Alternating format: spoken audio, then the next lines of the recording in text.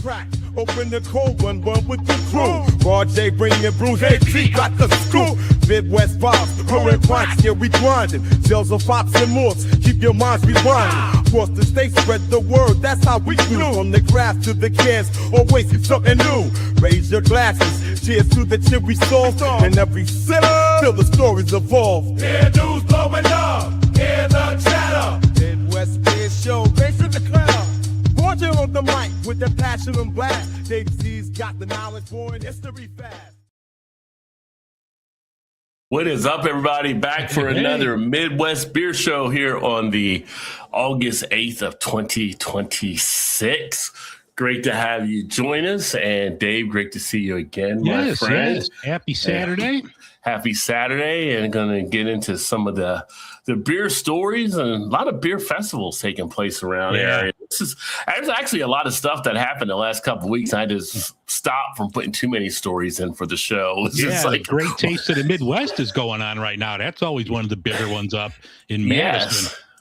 Yeah, and there was actually one of the social media folks was on Instagram sharing that she was up there for that event as well. Mm-hmm. So, yeah, that's another thing taking place. And always great to have the beer season when the beer season is happening for sure. Yeah, I'm going to go to one tomorrow. There's Dovetail, which is a great brewery here in my neighborhood. They're celebrating their 10th birthday.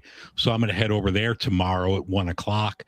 They got a really nice, cool commemorative glass you could get. Good festival. Always, great European, German style beers here at Dovetail. So I'm going to hit that one up tomorrow afternoon. Nice, very nice. And I know a couple of the other guys I know over YouTube, Ginger Yeti and also the Beer Patrol. They're actually at one today over in Sandusky. So they're at the Clag event that's taking place. I think it's the 6th annual Clag event they've done there for a beer festival type thing. So yeah, everybody's getting out and stuff. I am not kind of relaxing. And then also today, still haven't made it there yet, but today is also in Pennsylvania, in Pittsburgh. They have the festival taking place there too. So Barrel and Flow? Barrel and Flow. I didn't realize it was just went through the year so quick, and I started seeing things this morning and stuff from the bottle share last night they had, which is always seems to be a fantastic bottle share they do at that event. So a lot of good stuff, but now they're having that there. So yeah, it's definitely the season. I got to tell you, though, it's pretty hot out there. So I don't know if I want to be out at a lot of festivals in this kind of heat. So I can't wait till Oktoberfest gets here where it's like nice and cool for September. But they're all out. I stopped off at my Binnies today, and they are all not all, but I would say there's a good number of them. They got all the German ones out there, all the local breweries putting stuff out. But I'm like, and I'm looking, and I'm like, it's hot. It's just too damn hot. Too damn hot. Like the rent's too damn high. It's too damn hot outside, right? So yeah, definitely a battle for sure.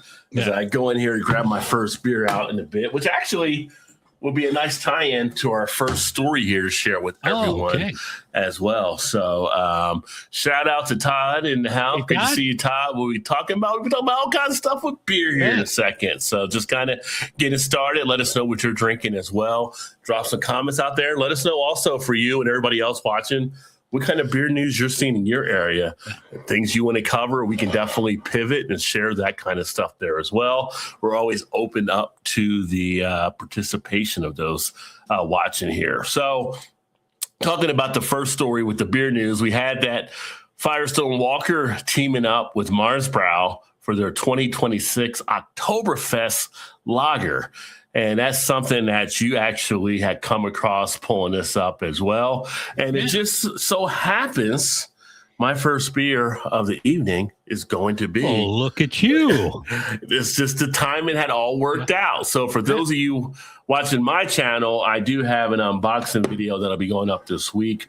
Firestone Walker sent me their third quarter Brewmasters Collective, and part of it was a 4-pack of their Oktoberfest, which is done here, like I said, with Marsbrow, 6% ABV, is a fest beer.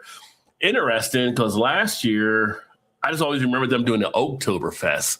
Yeah. So I was looking to see if this was barrel aged, but no, this is just a collaboration with them, done in that style, almost like how we have it with Sierra Nevada, I think, when they do their Oktoberfest beer. So yeah, they do theirs every year with a different, like, and it's always like small regional breweries. Like most of them, you're like, oh, I never heard of them, but they're always great.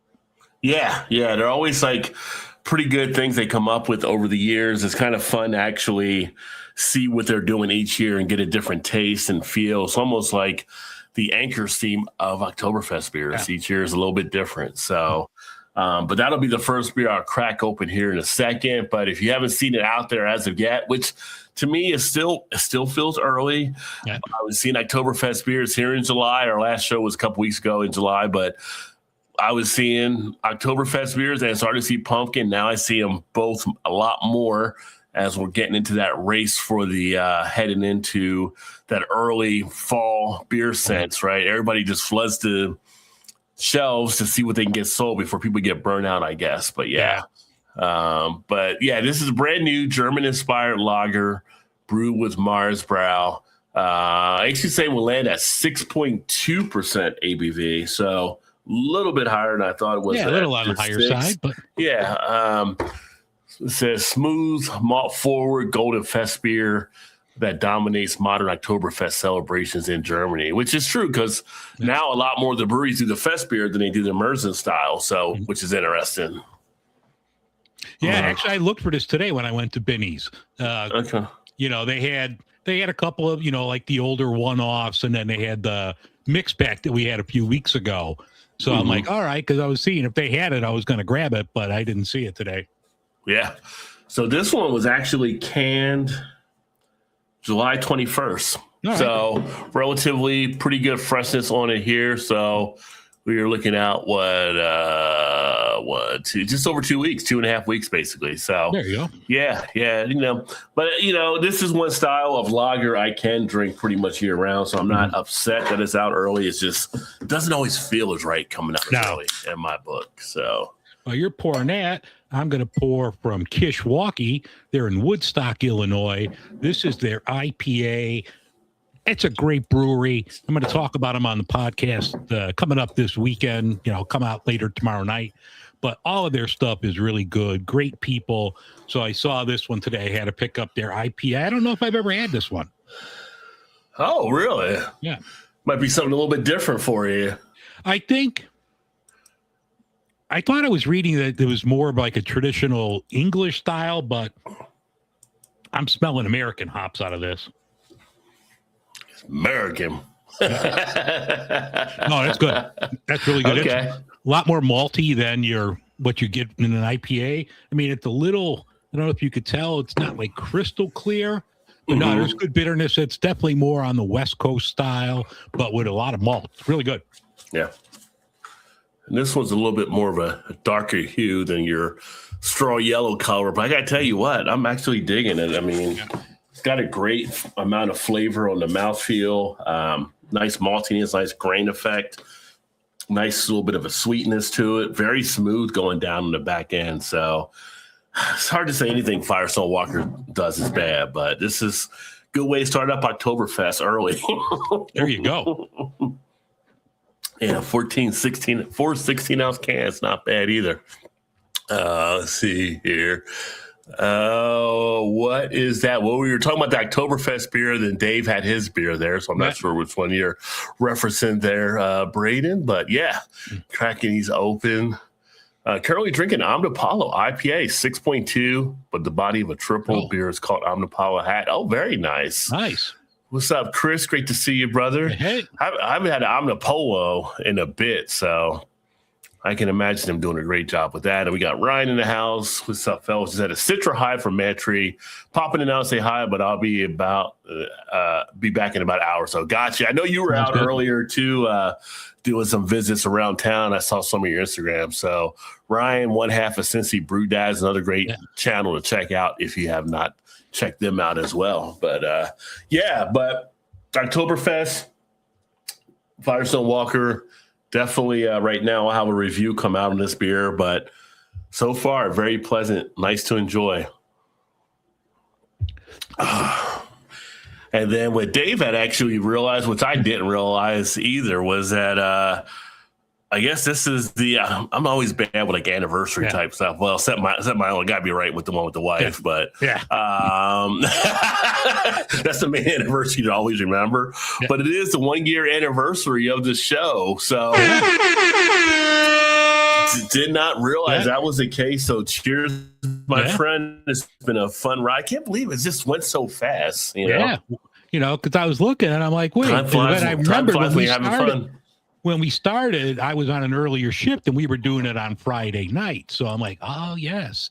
Because I was going through like different artwork and then I saw the one from last year, August 8th. I'm like, wait, Saturday's August 8th. I'm like, oh, shit. Happy anniversary. It's a big day for anniversaries in Illinois. We'll get to something later. Yeah. And it's following the one Thursday, we had National IPA Day, and then Friday was International Beer Day. So, good week to be for an anniversary for sure around beer. Other thing that we saw this week, Toppling Goliath. Yeah. They're getting into the light beer game as well. Crisp, clean, ultra sessionable release. They're coming out, and it's just light beer. Is that the name of the beer? Just it looks like it's going to be like a lager, just like, we talked before that a lot of these crafts are coming out with like their version of macros. So they're low alcohol, low, smooth, easy drinking, 3.5%, 95 calories. So I think they want to jump on that train and get some people away from your garage beers, your Montuckies, and, the big players. Yeah. I mean, you feel like, I guess it was going to be a matter of time because all your major breweries are kind of coming out with an alternative, it seems, and market will dictate what the supply will be. So if the demand is out there for it, that's what they're going to make. And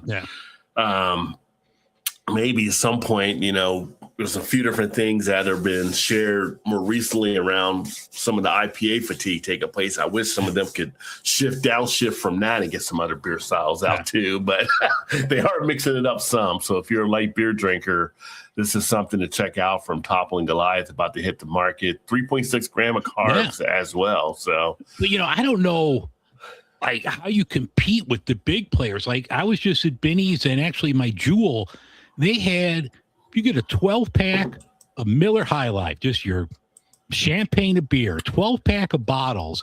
If you buy 3 12-packs, it's like $6.99 each. Like $6.99 12-pack. And I could drink the High Life, so I might have to go grab that this weekend. That's pretty tough. Well, it's like here we have Kroger, and you can get Cincy Light is one being done by Rheingeist, and they give you a 12-pack for $12.99, but they give you a $5 rebate through PayPal. Right. They'll send you right back. So you're getting a 12-pack for $7.99 when that's the case with them. So they're finding a way to compete. But again, Rheingeist, as big as they are, they have a little bit more room on their margins to kind of probably do something like that. Yeah. But if you're one of the smaller type craft breweries, the Top of Goliath is a pretty decent sized craft brewery, but if you're a smaller one, it might be hard for you to be able to pull that off. Yeah. I mean, it's hard to compete with, with the High Life. Yeah. And thank you, Chris, on that. Appreciate it on the 1 year. Thank you. So, for you light beer fans, we all know a lot of us Toppling Goliath with their Pseudo Sue series. They're now going to have a light beer that you can actually get out there and enjoy as well. And then we also have some stuff going on here with Budweiser, which is interesting. They're actually unveiling a Beechwood Reserve, a brew aged with MLB authenticated Beechwood baseball bats to celebrate 2026 MLB at Field of Dreams game. Yeah, Field of Dreams game's coming up like this week out in Dyersville, Iowa. From the Field of Dreams, they got a new stadium there. It's a permanent structure. I think it seats like 10,000. It could be wrong, give or take, but they're going to use like some baseball bats to Beechwood age some special beers. So, if you're a collector and you pick up these commemorative things, this might be something to add to your collection. Yeah, it definitely could be. It's interesting. We actually, and I haven't put the video up yet, but I think I shared since I went down to Louisville a few weeks ago, we got together at one of the breweries there, Trellis, and I don't have it up here. I didn't think about bringing it up here when I was doing the show, But we went to their brewery, had a great time. They rolled out the carpet for us somewhat, had a nice little tour. And being out of Louisville, obviously you have Louisville Bats there. Yeah. And he knew one of the guys over at the factory, and they provided them with bats off the line that they were going to use for some elements for brewing as well. Okay. And the ones that he got were ones that had to get a nick here or there where it couldn't be 100% authentic, so to speak. But it's like something that the most people wouldn't even really notice on it. Mm-hmm. And so we ended up bringing those home, which was pretty cool. And then we all signed one there at Trellis for him to have there in the brewery too, from all the different channels that were involved. But it was kind of cool. It was something there, and it's kind of interesting to see. With Budweiser, do you think that's something that might be gimmicky enough that I'll probably pick up some good stuff from this? Or yeah, I don't know. I mean, it might just be something that's in Iowa. Maybe it's only something you could get there, you know. Okay. Yeah. I don't know if I saw it. If they had it in a single, I might get it for a collector's piece, but you know, I wouldn't go out of my way to buy a 12-pack of it. Yeah. So they do show it will be in limited quantities across Iowa, Minnesota, and Pennsylvania. Okay. It'll be called Budweiser Beechwood Reserve Limited Edition Brew aged with the MLB authenticated Marucci baseball bats, crafted from the same beechwood used in Budweiser's signature aging process. So if you're in one of those three states, you might have a shot. You probably, for the Pennsylvania, probably might be in the Pirates area or the Phillies. Yeah, because Philadelphia is playing Minnesota Twins, so that's probably why it's those two markets, and then Iowa, of course, the home of the game. Okay. But if you happen to see it or you have a friend there, you might want to check it out. Might be something to grab as a little ceremonial type thing or whatever. So, you know, they're creative. I mean, you got to be nowadays to do some stuff. So, let's see. What's up, KO? Cheers.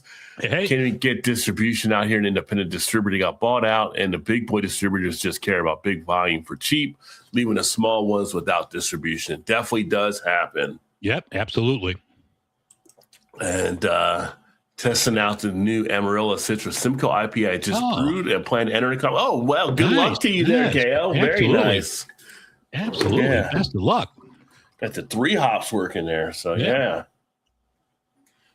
Yeah, Ryan mentioned he was drinking a Mad Tree Citra High. So that's one of the ones where they just use a Citra hop for. They have a Citra High, they have the Galaxy High, and I think they do one other. Galaxy High is my favorite because I'm a bigger fan of the Galaxy hop than the Citra hop, but both are really good that they put out from Mad Tree. So a lot of good stuff happening there. Maybe not as much good stuff happening at this other brewery we're about to talk about, which is kind of interesting story in itself. So up in Minnesota, which we were just talking about here. Wisconsin. No, I'm sorry, Wisconsin. Yeah. My bad. Minnewaca. Okay. I'm trying, folks. I'm trying. So Minnewaca Brewing Company, they kind of got themselves, the owner's got himself kind of in a pickle, and it's kind of interesting being stripped of their alcohol brewing permit. And it gets to a question, I guess, if it's maybe politically being done, or maybe this owner was doing stuff that he wasn't supposed to be doing, as far as other things I'm seeing where, I've seen some other things where he was distributing across the other state line without having the right distribution as well. So I have no doubt, though, that the political eye is what got him caught in the hot water as what it is, and they're going from that. But we just had up there that Wisconsin has went ahead and revoked the brewing license for him, or for his company, and it's on the heels of him just coming out. He said he was going to come out with, if Mitch McConnell were to die, he was going to offer half-price beer when it happens. So it's kind of like, it's a dangerous road to walk when you're putting beer and politics together. So it's kind of like, you know, it's the freedom of being able to say what you want to do or try to do what you want to do, but there's also the repercussions of doing those things as well. Yeah, and he's also said, you know, the day that the Orange Man dies, it's free beer day, and they even sell shirts I wish it was free beer day at, Minocqua Brewing Company. There's right to free speech, but, if the government's shutting them down because of that, well, yes, it's in bad taste, but it's free speech. Yeah. And we've had breweries in the past do some things in bad taste and get away with it or so, or get corrected with a wrist slap, like Flying Dog did on a couple things before, and there was a few other breweries. But yeah, this is that's the thing. So if they're revoking it, I'm sure it's going to have to go to court again, the next level. I'm sure he's going to fight it or whatever. And if the guy was doing illegal distribution, I think they mentioned Illinois at one point in the story I read a couple weeks ago. And I didn't know they must contract brew here in Illinois or some of their stuff. And I don't know if it was labeled correctly. It didn't sound like to me that it was nefarious. It was, just got labeled incorrectly because, Minocqua's been in the crosshairs for a couple years because the guy's so outspoken. So you can't believe anybody would be that stupid. Now, I could be wrong, but if you're in the crosshairs, you're not going to do something that stupid by trying to skirt interstate, liquor laws and all of that. So it sounds to me like it was just inadvertent, but you broke a law, so you're going to have to pay for it. Yeah, that's the thing. If he broke the law and then him putting a spotlight on himself up in the area where he was at, too, doesn't really help the situation. So, although, Wisconsin, I think Wisconsin's kind of more of a purplish type state. I think they have their times when they go one way or another. So it's not like it's total red or total blue either. But the Minocqua area is red. Oh, Minocqua is red in that area. That area, yeah. Okay, but as far as the state, they're more closer, kind of going to purple, I think. It depends on the big cities like Madison and Milwaukee are probably more on the blue side. Everything else, it's red. Oh, if he's red where he's at, so he's kind of pretty much finger in the eye of folks, which is really then it makes it really interesting. Like if you're trying to do a business there. Yeah. And it's a heavy rate thing. How long are you going to survive there before they start shutting you out, right? So I have to question some of the motives on that or whatever. Yeah. Shout out to Noah. Cheers. Great to see you, my friend. Yeah, great to have you back, my friend. So keep an eye on that, I guess. That'll be interesting. Goes to court. Rheingeist, they just became the official hometown beer partner of the Cincinnati Bengals. So always great to see when craft beers are getting a head start. Braxton had done it with the Reds for this baseball season. So now we have another craft brewery out there. Of course, Rheingeist has the Truth, and they have now probably like 5 or 6 variants of the Truth. They pretty much went the same way as like the Hazy series with Sierra Nevada, where they kind of just built a whole line out around Truth. They're still making other great stuff, so they're not as heavy into it, but it's kind of nice seeing the things they're messing around with that one there. But they're looking forward to being able to do that. And Rheingeist Cincinnati Bengals, 24 and 12 packs of the Cincy Light and Cincy Light Lime and Truth will hit shelves starting in mid-August, so the next couple weeks. And they get distribution. It'll be interesting to get distribution outside Ohio, but I don't know if there's going to be anything they're going to put on these going out anywhere else, since obviously it's the Cincinnati Bengals. So we shall see. But it's weird because usually we don't get those here. But today when I was at Binny's, we talked about it months ago on the show that Upland had that beer for the Hoosiers with the red and white striped cans. I saw that at my Binny's here in Chicago today. Oh, wow. Okay. Yeah, I almost grabbed it, and I'm like, no, I wanted to get a couple other things. So, yeah, we have to wonder about it being last year's crop or something too. So, how good is it going to be? Is it on the discount table? Then you would kind of know. Put it in the mix bag. Maybe I'll grab one. Yeah. Right. Great Lakes, new beer garden party pack, fall seasonals on the way out. They introduced that one here happening. Oktoberfest and limited releases. Favorite Oktoberfest beer garden party pack alongside with the Joe Thomas 73 Kolsch and the Nosferatu Double Red IPA. Which Nosferatu is always so good. Yeah. And their Oktoberfest, that's one of my favorites. I mean, that's one I grab every year the first I see it. Like, I hope this party pack comes out because they got a apple pie Elliot Ness. That sounds amazing. Like, Elliot Ness is such a great, that's more of a Vienna style, if I remember right, the Elliot Ness. Yes. Little apple pie in that, and then a German pill. Sign me up for that 12-pack. Yeah, it's kind of apples becoming a crazy thing right now that we're seeing some of these breweries, not just the big macros. Now you got them kind of doing something here as well. And actually, theirs is a 6.5. Now, they actually do make a Marzen for their beer. Mm-hmm. Number 2 selling craft Oktoberfest in the Midwest region. Did not realize that in the top 5 craft Oktoberfest nationally, according to Nielsen. So they're doing something right, as they always seem to do up there. They're also the official craft beer sponsor of the Cleveland Oktoberfest, which will take place September 4th through 7th and 11th and 12th. And it's Cleveland's largest annual outdoor event. So if people get around the Cleveland area, you're going down there around right after Labor Day or during that course of a week, swing by to a beer festival. Yeah. Why not? Why not? But the German Pils, 4.9 ABV, Bavarian inspired. The Apple Pie Elliot Ness Amber Lager, 6.1 ABV. The Pils carries on Great Lakes tradition as a highly respected lager brewery, first served as a limited infusion at brewery events. Apple Pie Elliot Ness features autumnal, or I guess you say, because you say autumn, but I was autumnal. Apple pie spice flavors to complement its smooth, rich malt body.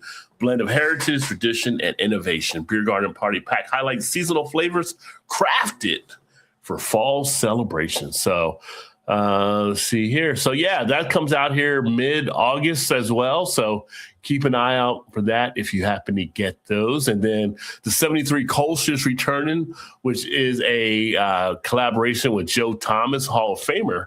Joe Thomas from up at the Cleveland Browns and where he had his career. And that'll be in 6 and 12 packs and 19.2 ounce cans. There's that old 19.2. We know that shows up in stores. So you can kind of get a sample off of that if you like. But it is a Kolsch at 5.7% ABV brewed with rye. So you have a little bit of that spice kick there. Mm-hmm. And Nosferatu, of course, if you have not had that one, it is an Imperial Red IPA, 8% ABV. Hot bite, rich, roasty, malty character. Yes, it's one of my favorites from them that they actually put out each year. So I know a lot of people look forward to when they come out with that going here into the fall. So scoop it up if you can get it. Let's see here. I know this is thought of the whole Bud Light controversy with transgender and aftermath. Honestly, I got friends of all types, but that was a poor move to me. Well, that was like a while ago when we talked about that whole thing. So, I mean, at this point, kind of like everybody's kind of past that, but it was definitely a move that it wasn't a campaign. They gave the person some beer. It wasn't like a Bud Light campaign. Everyone just latched onto it. So it's not like about nothing. Yeah, nobody could actually go out and buy it or anything like that and everything. So it's something that got overblown out of proportion for sure. Let's see here. So we had the Stable Genius making a mockery of Coors beer out here, but probably upper 90% of our drinkers were on the same page. Yeah. Let's see here. Let me check a couple other Sparkles in the house. Here's Michelle. Hey. Great to see you. I got the little eggplant Parmesan for dinner tonight. There you go. Are you an eggplant Parmesan fan? I'm not usually a big eggplant person. I'm not an eggplant person. Okay. But I know in the Italian world, that is a staple. So that's why I wanted to ask you, see what your thoughts were on it. I'm not an eggplant person. I'll do chicken Parmesan. I actually did some pork out of tenderloin and cut them into medallions and smashed them down and did kind of like a pork Parmesan with a little Parmesan crusted. Those came out phenomenal. Oh, very nice. Very nice.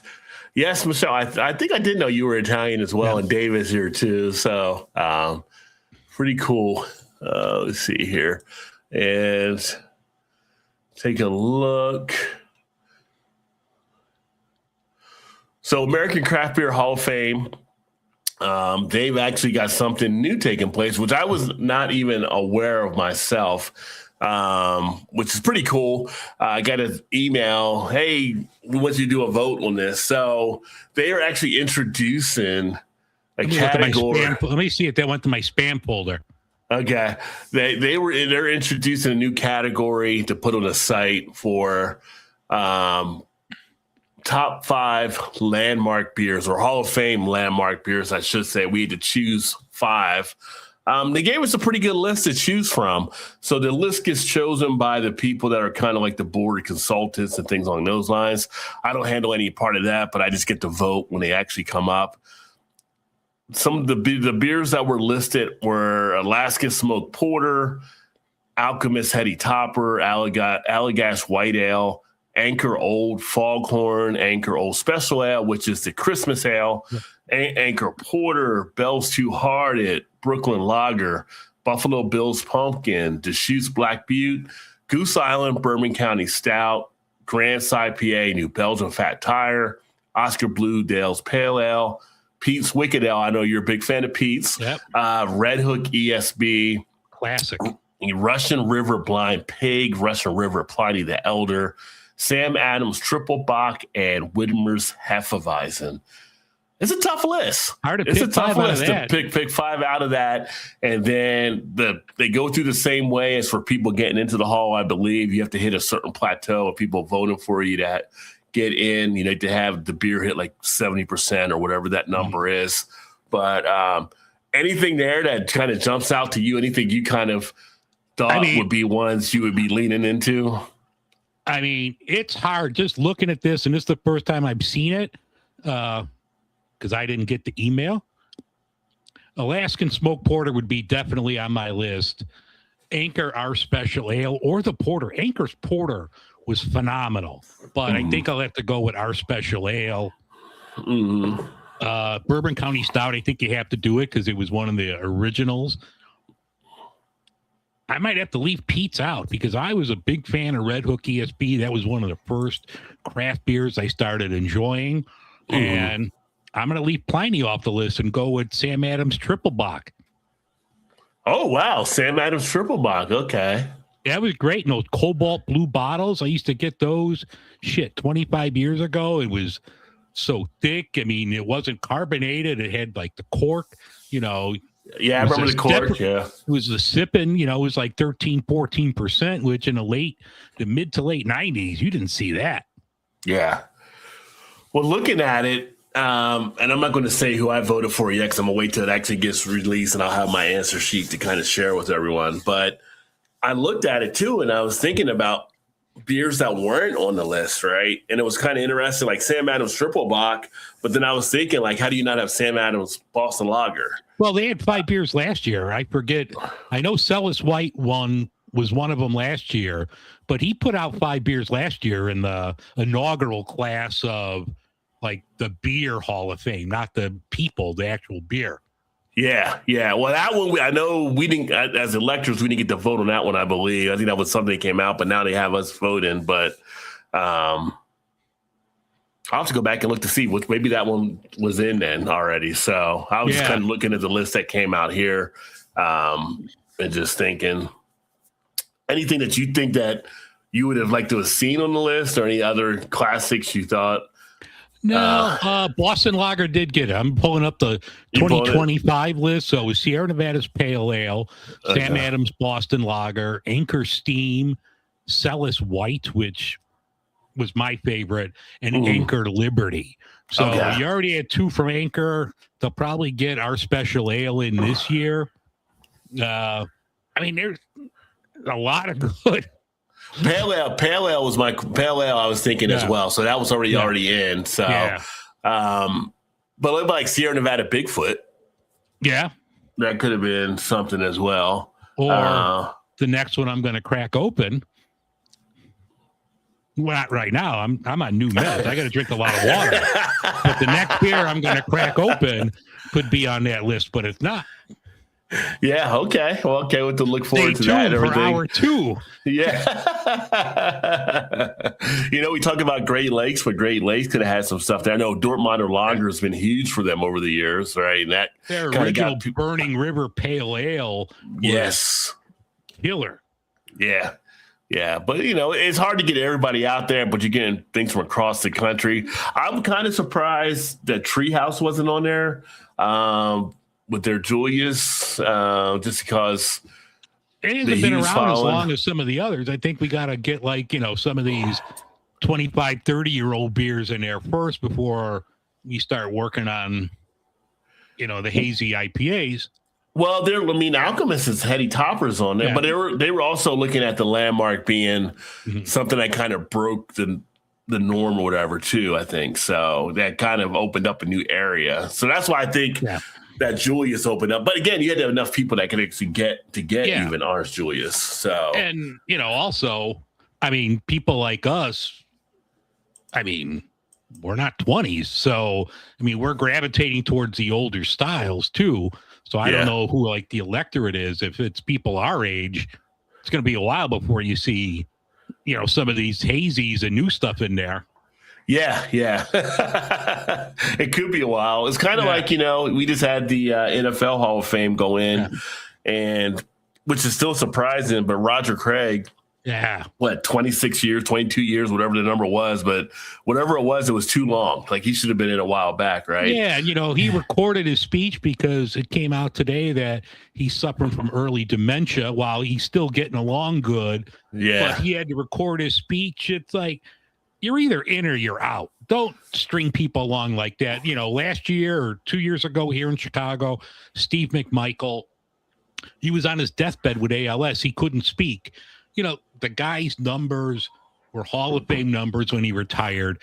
Don't string people along like that. You're either in or you're out. If you have the numbers to put into a sports Hall of Fame, just do it. Yeah, just do it, right? Why let these people get old, sick, and die before they could appreciate, let them earn a couple extra bucks by writing HOF on their baseballs or footballs or hockey pucks or whatever. Yeah. Or just to recognize them while they're still here, just to give them that opportunity. All right, Noah, have fun at your event. Great to have you stop in, my friend.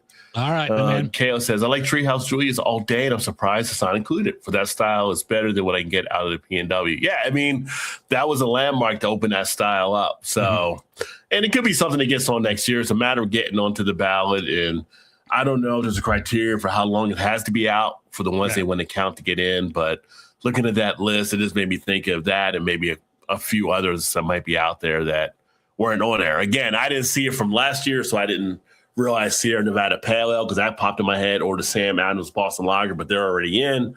And so, going forward, it'd be a nice little fun thing to partake in to see what actually comes up down the line. But, I would take Julius all day pretty much when I had that.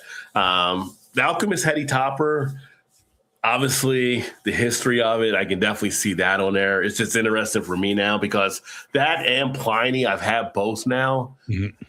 And to me, you got to appreciate them for being the classic they actually are, but they just don't grab you now like they did back then because there's so many other beers that are doing it out there. So, yeah. But I would definitely say to try them if you can get them for sure. I do want to do Pliny the Younger. I haven't had that one yet. Yeah, so that's one that's on my bucket list. Yeah. And then I had, Firestone Walker. I mentioned earlier they came out with their third quarter collection for the Brewmasters Collective, which is the Bridge Collection. I actually have this one here, which was included when they send it out to you, but I thought I'd just share the beers they have for the Firestone Walker. I mentioned already you had the 4 Firestone Walker Oktoberfest beers that were included. They have one that is called Bless This Mess. It's a collaboration with Bottle Logic. I'm excited to give that one a try. It is a fruited stout with huckleberry and Tahitian vanilla aged in bourbon barrels. Barrels used, Blanton single barrel, Buffalo Trace, 6-year Four Roses. It's aged for 12 months. They say it's basically a taste of chocolate-covered berries and a sweet cherry juice. They call it smooth with alcohol heat on the back end. Cherry can be kind of a risk, so I'm kind of waiting to see how this one pans out because you do almost end up getting a medicinal feel sometimes, so people go down that road. They say the aroma, ripe berries, red wine, cherry, and Tahitian vanilla. So definitely excited to give that a go. 13.1% ABV. They also have another one that's a collaboration with Boulevard Brewing. It is the Barrel Hounds Grand Cru. This one is a blended barrel-aged ale, 13.2% ABV, barreled in Willow Creek Malt and Oats whiskey, 11-year-old Henry McKenna, Whistle Pig Estate Rye Whiskey, and 6-year Four Roses Bourbon. And this one is actually aged for 18 months. Nice. They say aroma whiskey float with vanilla ice cream. Does have the booziness on the nose. Taste, sweet, dried fruit, bourbon, sherry. They say sweet, moderately bitter, alcohol heat to finish. So that'll be a nice one to kind of get into. Then they have their Paraboloid, which is an imperial stout aged in elite bourbon barrels. This is done 18 months as well. ABV 15.3%, 20-year Elijah Craig, Blanton's Gold Single Barrel. They say roasty bourbon, melted chocolate, also boozy. Taste sweet, moderately bitter. Smooth sip with the sharp finish, they say, on mouthfeel. So that'll be an interesting one. And then they have their Churanimo, which is a barrel-aged stout with pineda, cinnamon, vanilla, and graham cracker. Nice. So this is, 10.5% ABV. They say this one's just 18-plus months for the barreling. 10-year Henry McKenna and 9-year Elijah Craig, 6-year Four Roses, and 8-year Elijah Craig. Aroma, vanilla bean, cinnamon, graham crackers, dark chocolate, and then taste sweet, cinnamon crumb cake, vanilla milkshake, and s'mores on the back end. That does sound all right. And they say the smooth all around there. And then they had like a different thing. So they had like their Primal Elements, which is kind of their part of their sour series they kind of do. But then they switched it up because I guess it wasn't ready to go this year. And you were able to get one of the 2025 favorites to hold you over while that was getting done. It was either the Uber Omni Gruber, the Grain Shift, or the Tenny Troll. So I ended up getting the Uber Omni Gruber, which I need to check on my phone here real quick because they didn't have those three in their brochure. And well, if it's like those last couple ABVs, you might need an Uber to get your ass home. Right. Yeah. So this one is 13.6% on the ABV for that one. Double barrel A's with coconut, hazelnut, coffee, and vanilla. Nice. An opulent stout brewed in collaboration with Omnipollo and Fro Gruber. So that'll be another collaboration one from them as well. So looking forward to getting that as well. So thanks again to Firestone Walker. For my part, I was able to be fortunate enough they included me in the series complimentary for me to check out their beers, and it's been a fun ride. So thanks to them for being a partner here with the channel.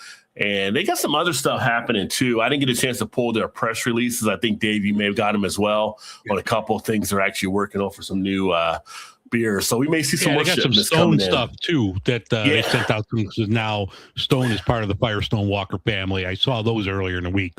Yeah, and I think I have a story down here with that, what they have going on with Stone as well. So we'll definitely get that on. Michelle, 64-ounce water bottle, nice and water. You gotta stay hydrated. Gotta stay hydrated. We all learn from the water Michelle. boy. My Italian sister, Michelle, I'm with you right now. This fucking Yeti. I mean, that's physical therapy for my elbow. These things weigh a ton. Yeah, that's why it costs. That's why it costs so much too. God, this is like a blunt instrument. You could have hurt somebody with that thing.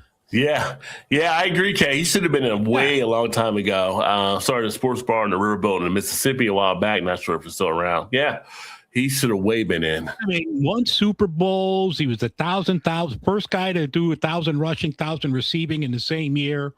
I mean, He didn't have the longevity that, Walter Payton or Emmitt Smith had, but shit, Roger Craig was the beast. Yeah. Well, Vinatieri got in as a kicker, which is hard for some of the kicker stuff to get in. But one of the things they made mention of, too, It was him. It was Vinatieri. It was Kuechly from Carolina. Yeah, Kuechly from Carolina, who deserved. I mean, Larry Fitzgerald. There was a quarterback though too, wasn't it? Drew Brees. Drew Brees, yeah. But with Kuechly, he had a great career. Obviously, he got a shortened career. I mean, he's only like, how do you say, like 35 now or whatever. Yeah. So he got out pretty early because he got to be out of the league for at least 5 years. Yeah. But they said, with him getting in, it basically should be about what you do in the field, not how long you played it. Because a big knock on why Terrell Davis hadn't gotten in before was that he didn't play long enough. Yeah. But for the time he was in there, he was a beast those years. Yeah, I mean, they finally let him in. But, I mean, you let guys in like Gale Sayers back in the early 70s. At the time, I think he was 34, I think, when he got into the Hall of Fame. He was like the youngest. And, medicine back then wasn't like it is now with an ACL, and you could be back the next year. Yeah. But, Gale Sayers was the shit. Yeah. Yeah. Well, Jim Brown only played 6 seasons, right? So he played 9. Oh, he played 9. I think he played 6. Okay, he played 9. So yeah. But yeah, a lot of times they were talking about the length of the career, but you get shortened out of an injury or something that happened, and that's not on you. That's not your fault. Yeah. You still put up the stuff that deserves where you should get those accolades. Yeah. Ryan said, "Which Firestone?" Yeah, I keep mentioning it to him when I talk to him, Ryan. I'd love to getting distribution as one of the states for him. I'm with you and Hetty and Pliny. They're good, but not worth the hype anymore. Pliny has changed in the recipe to my taste, super watery now. Yeah, I mean, it had a classic West Coast feel when I had it, but yeah, everything's kind of just caught up with this. I had the same thing when I had the Highlight and what's their one? The Highlight from Cigar City. When I had that one, it was kind of like people were all talking it all up and everything like that. And I'm like, like Dave would say, it's good. Yeah. I'm not gonna drain pour it, but yeah, but it's not as great as some people had built it up to be. So, but you also wonder with like beers like that, they get hyped so much, and especially with Pliny, because you can't get it everywhere. And when you do finally get it, even if it's a couple years later, you're like, this is it. This is what everybody's talking about. But when it came out, no one was doing double IPAs. Right. Yeah. When it came out, it definitely set that standard. So Ryan's now drinking a Kirkland signature house lager. Yeah. That's the one that got pulled down, right? With the sheets. Yeah. I was at my Costco Monday. They still had some left, and I couldn't pick up a lot, so I didn't get it. I'm going to have to run back and have somebody pick this up. I'll play the old man card. Excuse me, mister, can you help me with that? Could you put that in my cart, please? The beers often taste better with it. Yeah, I mean, that can definitely be the case because the bar gets set, but there are some that have that. They deliver that expectation, though, too. So, yeah. But it's just tough. Like I said, it's because there's so many other beers that are out there now that do that style. You might not just stand out like you thought you used to, or like you did used to even. So we had that there. The other thing too, let me take a look here. Pull this up. And this is more of a self-gratification share, so to speak. And so for those of you that follow the Facebook page, or if you're here on YouTube, on the community page, I mentioned out there, I had the second piece done with Beverage Master titled "Great Beer is Not Enough. Your label still has to sell it." And it was one of those things that I wanted to write about for a while. And it was like, all right, let's go ahead and get into it. And breweries, they got to do better with their labeling. They just got to do better. So the article itself, I kind of talk about some of the opportunities that breweries might be missing, or how they can maximize, how they might be not really getting consumers in they could by just taking these simple type steps on things. But it was great to actually have that put out there, and they ran with the piece, and actually first piece in the magazine. I didn't know, like my last one was like the second or third, but this one's like, right there, like mentioned. So yeah, moving on up, so to speak. But if you haven't seen it, the link is there on Facebook. The link is on, like I said, the community tab and some other stuff. So yeah, but it was good. So I mean, craft brewing and labels. I don't know what your feeling is, Dave. I feel like they still have to get better in a lot of ways. Yeah, you gotta catch people's eye. However you do it, then, like, you almost kind of have to dumb it down. Your beer people know what it is, but the average consumer who is not a craft beer person, their eye is going to be caught by attractive looking can art, label art, 6-pack cases, 12-pack. You need to do something that's going to get the people's eye and have them pick it up. Right. And you got to have the right information on it as well. Yeah. To basically inform that person so they know what they're actually getting, or date stuff. I had a thing on the community thing about mistakes buying beer, and a lot of people chimed in or voted on about not checking the date. I mean, that date should be out there, easy to see for folks. It should be emboldened, but people put on the bottom of the can or whatever, or on the side. Like, make sure people can tell. Like, because I see some labels, they put it in there, you can't even tell because the ink they're using for the date blends into what the background is, and it's like you're looking all over for it, right? You look at the bottom of the can and it's smudged. It's smudged, yeah. You make it hard for the consumer, It's like some of the good ones, they'll have labels, and then on the label, they have a white space, and it's printed right in what the date is, either Best Buy or canned on to give the consumer. Those are how you want to kind of position stuff. So just kind of interesting. So, yeah, that was the last piece I just did. I'll have another piece coming up in there October. I guess, it's August. I think October, November issue I'll be working on next. But you guys got topics out there you think beer should be looking at? Feel free, shoot me an email, drop me a comment on the community tab, whatever. And it might be something I can definitely cover out there for the beer world as well, and try to make it all better for all of us as we sit there to enjoy this frothy beverage. Yeah. Yeah. Now, the next story, I'm going to let you handle this because this is Chicago news. Well, speaking of frothy beverages, now, this is the 10-year anniversary this is the 1-year anniversary of the Midwest Beer Show. This is the anniversary of the first Cubs night game at Wrigley Field. But August 8th in Chicago is an historic day. This was the day on the Kinsey Street Bridge that the Dave Matthews Band tour bus emptied its 800-pound septic tank on people. And now, if you've ever been to Chicago, we have these architecture tours where you're on this boat, this big open boat, right down the Chicago River. Well, as this boat was coming, not anybody associated with the band, not Dave Matthews, he wasn't emptying the septic tank. The bus driver had it parked over. 800 pounds of fecal water just went on these people on the boat. So you could say, like, they did not have a good experience in Chicago, August 8th, 22 years ago. But it's a huge anniversary. They have a sign put up, Riot Fest put up a sign. I guess it gets taken down. But they have a sign on the bridge that says, on the afternoon of August 8th, 2004, at this very location, the Dave Matthews Band tour bus emptied the septic tank over the Chicago River, drenching passengers on a boat tour with 800 pounds of human poop. No one died that day, but many wish they had. Never forget.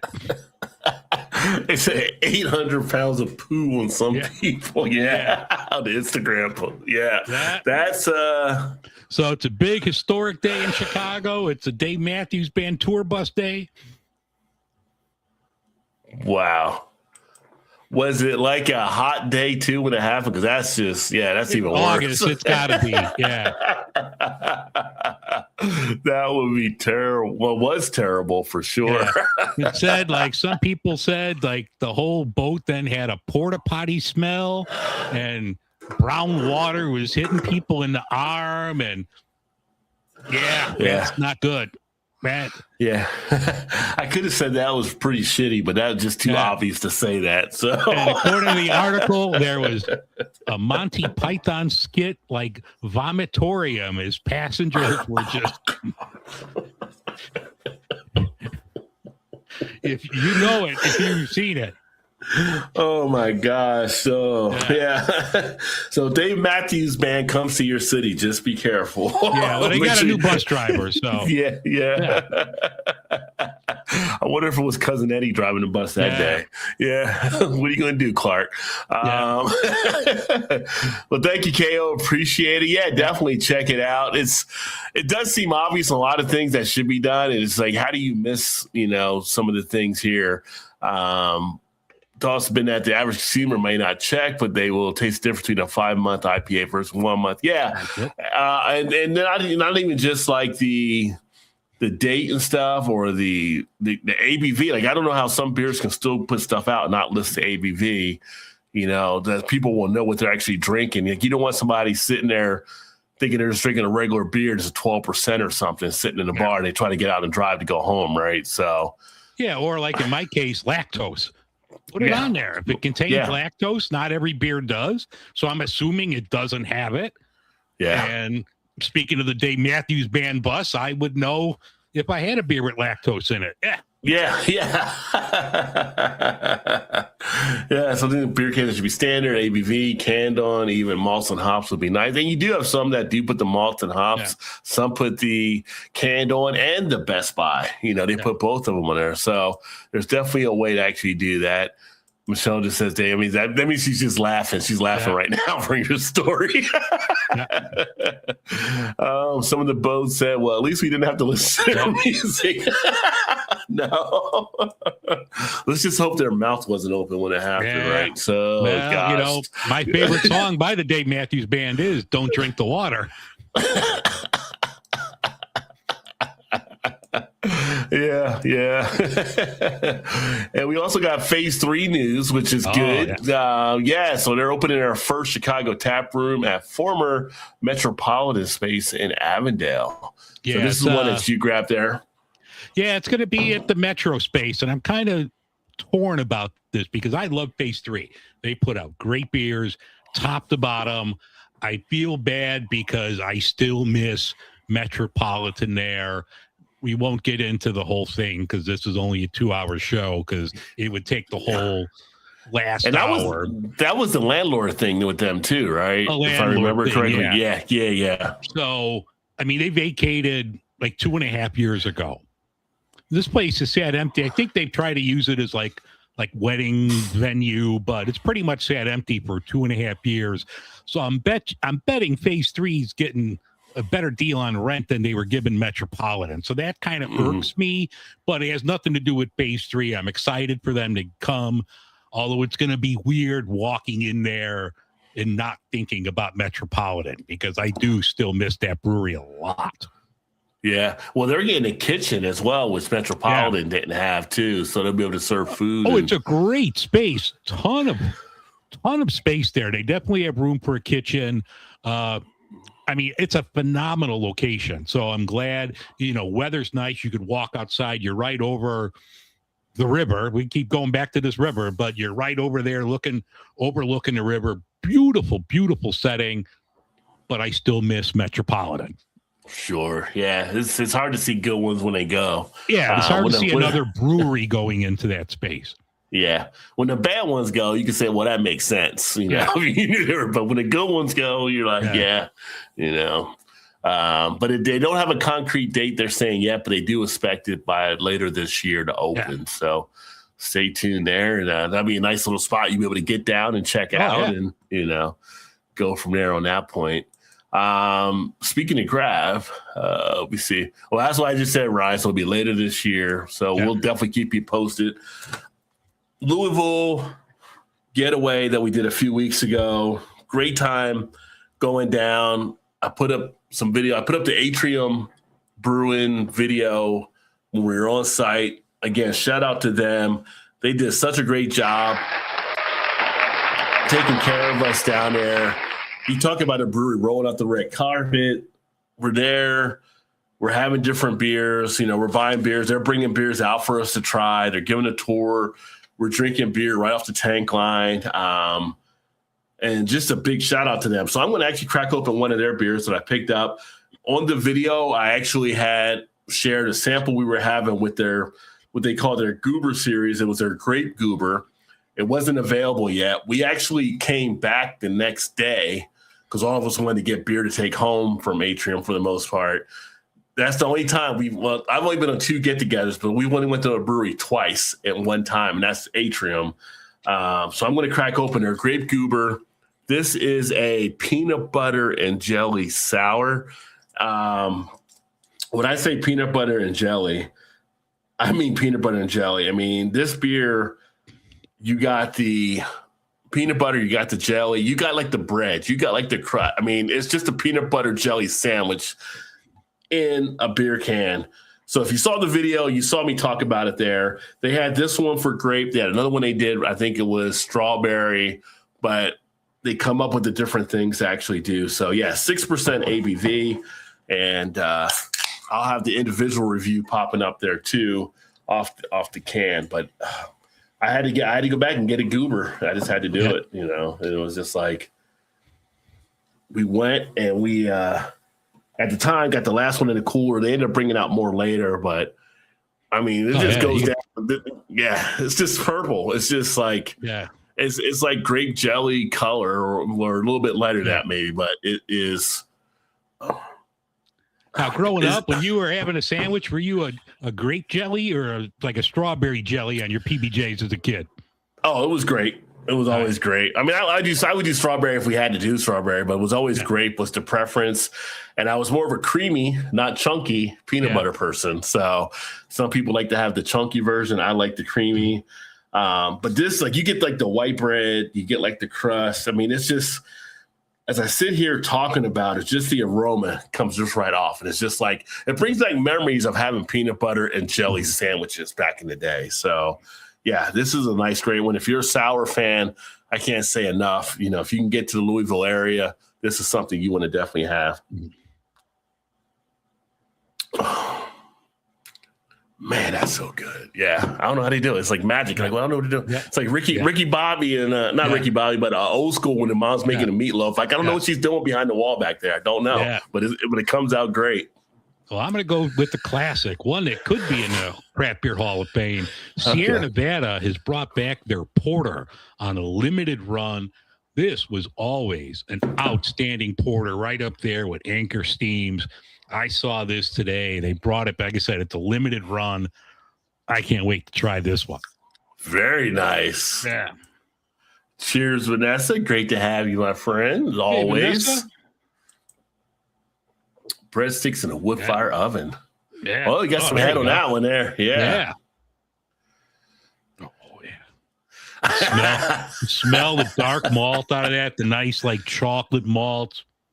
Yeah. Outstanding. Porters are definitely nice. That's good. Most hated version, glob, slap the bread together to eat. I don't think there's a bad way to make a peanut butter jelly sandwich. Oh, no, I'm precise. I spread that shit out to the very edges. No, do a double-decker. Were you a kid that would eat the sandwich, or did you want, like, your mom to cut off the ends? No, I ate the whole thing. Ate the whole thing? Okay. Yeah. So you weren't bougie in that regard. No, give me the whole thing. And, like, my mom would never, like, buy Wonder Bread or anything. Like, we went to the bakery every weekend and got loaves of fresh bread. So we always had, like, bakery fancy white bread. Okay. Wicked Witch Grape from Fable. Okay. I still got Fable here. I got to still drink. Witch Stay, 7 variants. I gotta get over that brewery. I definitely do. You're right, Ryan. 450 to 500 on the oven, and then precision eat. I don't think. Yeah. just eat. Yeah. Grape jam to grape jelly spread as better. Now, did you ever buy the goober to mix together with the stripes? One time I bought it. One time I bought that. But usually it was like Welch's grape and like peanut butter. I was more like Jif, I think, with the peanut butter growing up. I don't think we ever got like the Peter Pan. Might have done Skippy. Might have done Skippy as a kid. But yeah. bread making years ago. Yeah. Of course you did. Yeah, of course. Yeah. With everything else, Vanessa. She's probably sitting there with God when he made the world. Like, hey, you know what else you need to add? Yeah. She's like Bob Ross painting little trees in here. Yeah. I've never made. You're talking to two guys here. I'll say for mine, I've never made jams or jellies. I don't know about Dave. Dave might do a little stuff in the kitchen. I would. See, that's something I would like to do, but I have not done that. Yeah. Like I'm more adventurous. Like my wife, when I say, I want to make this, she's like, just go out and buy it.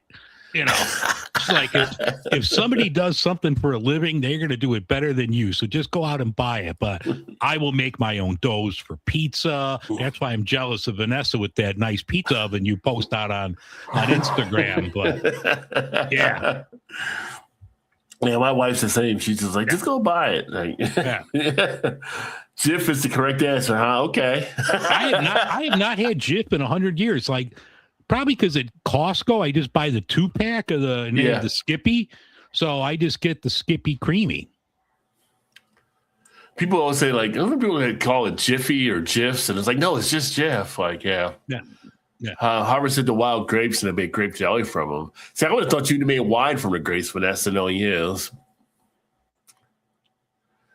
I'm fine on my end. It might be yours again, Dave. I think Dave's all. You just broke up a lot here. It might have been yours there because mine was still going.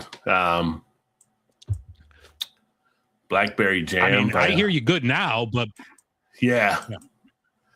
All right. Pound bag. Just all right. The cooking. Costco has 2 packs of Jif, both styles. Costco. Right. You guys are all Costco shopper. I've been in the liquor part. That's all I've really been in Costco. Mm-hmm. All right, sticks there. So yeah, but this one is really good. One of the other stories, because it's not in the Midwest, but it's kind of like watching the unfolding of it. It's almost like a soap opera at this point. So we had Sycamore Brewing. We all know about Sycamore Brewing and the whole. Oh, lost my wire here. You guys can hear me, but I can't hear you. Yeah. So we know about Sycamore Brewing. Yeah, we all know about Sycamore. We don't need to stuff, right? We don't need to rehash that. Stuff took place.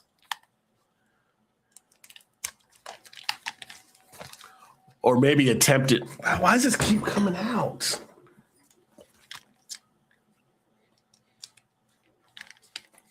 This is the fun stuff of live broadcasting, folks. But anyway, he had a whole Sycamore Brewing when it happened, and having to separate the wife from the owner, and he's basically trying to stalk a teenage girl. Then they went to the whole Club West type thing down in North Carolina, trying to do a remand, get him off the paperwork. And I don't know if the wife is still involved with it or not. If they forced her out too. I know the discussion was getting her out of it. But now they've actually went through laying off some of their employees amidst low distribution, which I think pretty much 99% of people saw probably coming because you guys are tainted there as a brewery now. Yeah. And then trying to figure out what they're going to do. But I guess they're going to make another ownership announcement at the end of this month. And it's like, if they still got the wife involved, whether she know or not, and I'm going to get her benefit of doubt saying she probably didn't know, she still can't be involved there. It's going to be like, it's going to go to a whole, I feel like, turnover. And then the Club West was such a bad name either. I mean, it sounded like some 1980 thing back on some B movie you'd be watching, like they're going out to Club West to hook up or something. It's just like bad decisions all around for that brewery. Might as well have called it Epstein Island. Yeah, well, they had some other names they were kind of doing with the whole Club West name itself. But it's like, I don't know what they're doing out in North Carolina, but they got to come up with a better plan and what they're actually running under. But it's just kind of crazy. It's kind of crazy. The things that people will do out there, it is part of the beer world. They were like the top driver in Charlotte for brewing for the craft breweries, but yeah, they're in trouble. Blueberries harvested for making jam too.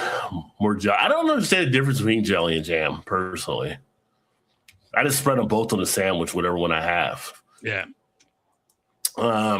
Back here in Ohio, Great Lakes has now joined the suit against Ohio in the fight over THC drinks. So here in Ohio, Ryan, as you know, they kind of had the whole thing with THC and how they wanted to kind of put them in dispensaries. Dispensaries are like, we don't really want to deal with them because that's not our audience for that kind of stuff.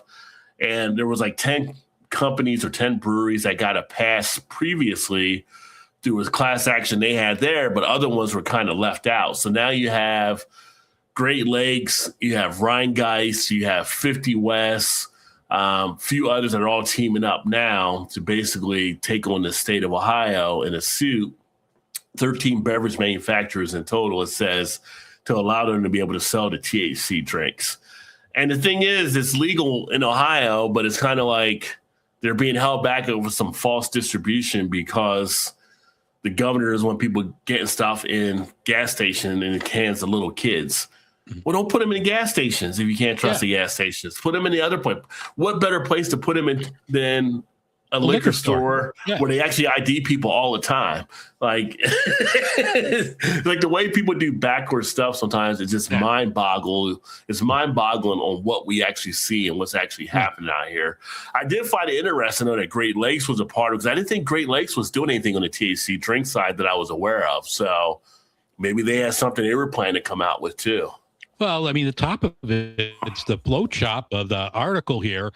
And I remember seeing something about that, but they had different flavors and different like milligrams, like the orange creamsicle's a 10. And then they have like a lemon lime, which is a 5 milligram, a root beer is a 5. So I know I've seen and I've read about it, but you know, they didn't distribute that here. Okay. But, you know, and then the national law got pushed back a month where it was supposed to shut down in November. And now I think December 11th, they pushed the date back. So they're still hammering stuff out of, you know, they can continue making these beverages and selling it after December. Right. So they had Great Lakes with 50 West, Athens Beverage, Seven Sons Brewing out of Columbus. They do some good stuff too. Rheingeist, Wellness of Willoughby, Delta Beverages, Crescent Canna, Cheech and Chong's Beverages. You would think Cheech and Chong would be like, that's big time. And you're not even letting Cheech and Chong do their stuff. Torch Drinks, Uncle Arnie's, Mile High Cure, Hometown Hero, and Lifted Liquids.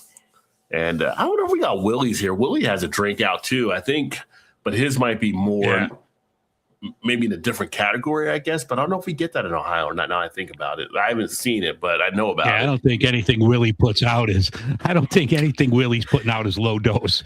Yeah. Well, it's kind of crazy though. Something to keep an eye on there. So we were able to get an injunction from the other companies that did do this, and so maybe this will lead to these guys getting injunctions, and maybe at some point people will get sensibility about them, and I'll go ahead and allow them to have these THC drinks out there. It's crazy. Let's see. Mark said, I'll drink to that. Capital punishment exists for reasons. That's one of them. What's up, Rod? Great to see you, my friend. Hey. Great to have you back in the house. Vanessa said, jams have fruit parts in them. Jellies made by straightening all those parts out, using only the juice remaining. Oh, okay. Good to know.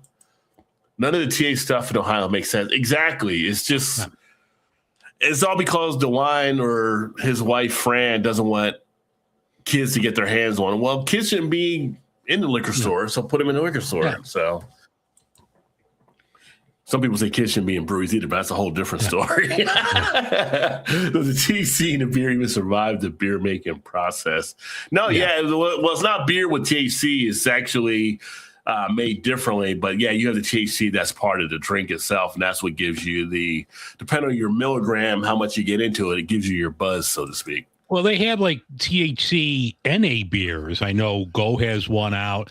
I've had the owner of it's called Enjoy Comma.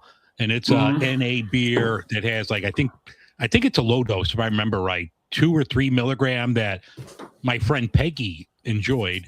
And she had that on my show. But yeah, that was like a low dose NA beer. And it, from what I heard, it tasted pretty good. Yeah, there you go.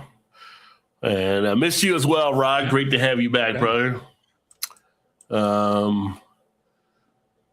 Senate just passed a bill to pause the banning of the hemp products. So, yeah. The beer should be in dispensaries, not stores.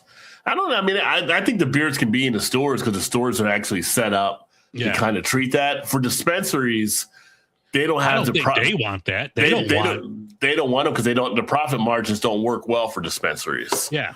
For what they're actually doing. So now they do have other THC drinks they'll do, but it's not like the ones like the breweries and stuff are putting out. Yeah, the stuff that they have is a lot more than 5 and 10 milligrams. Yeah, well, you can get 5 and 10 there though. Dispensary, you can get the lighter stuff because some people just want to get like a 5 or 10 milligram, and it might have a CBD mixed with it and helps them sleep better, right? So there's different ones they have at lower, but they also have a lot of ones that are higher too. So yeah.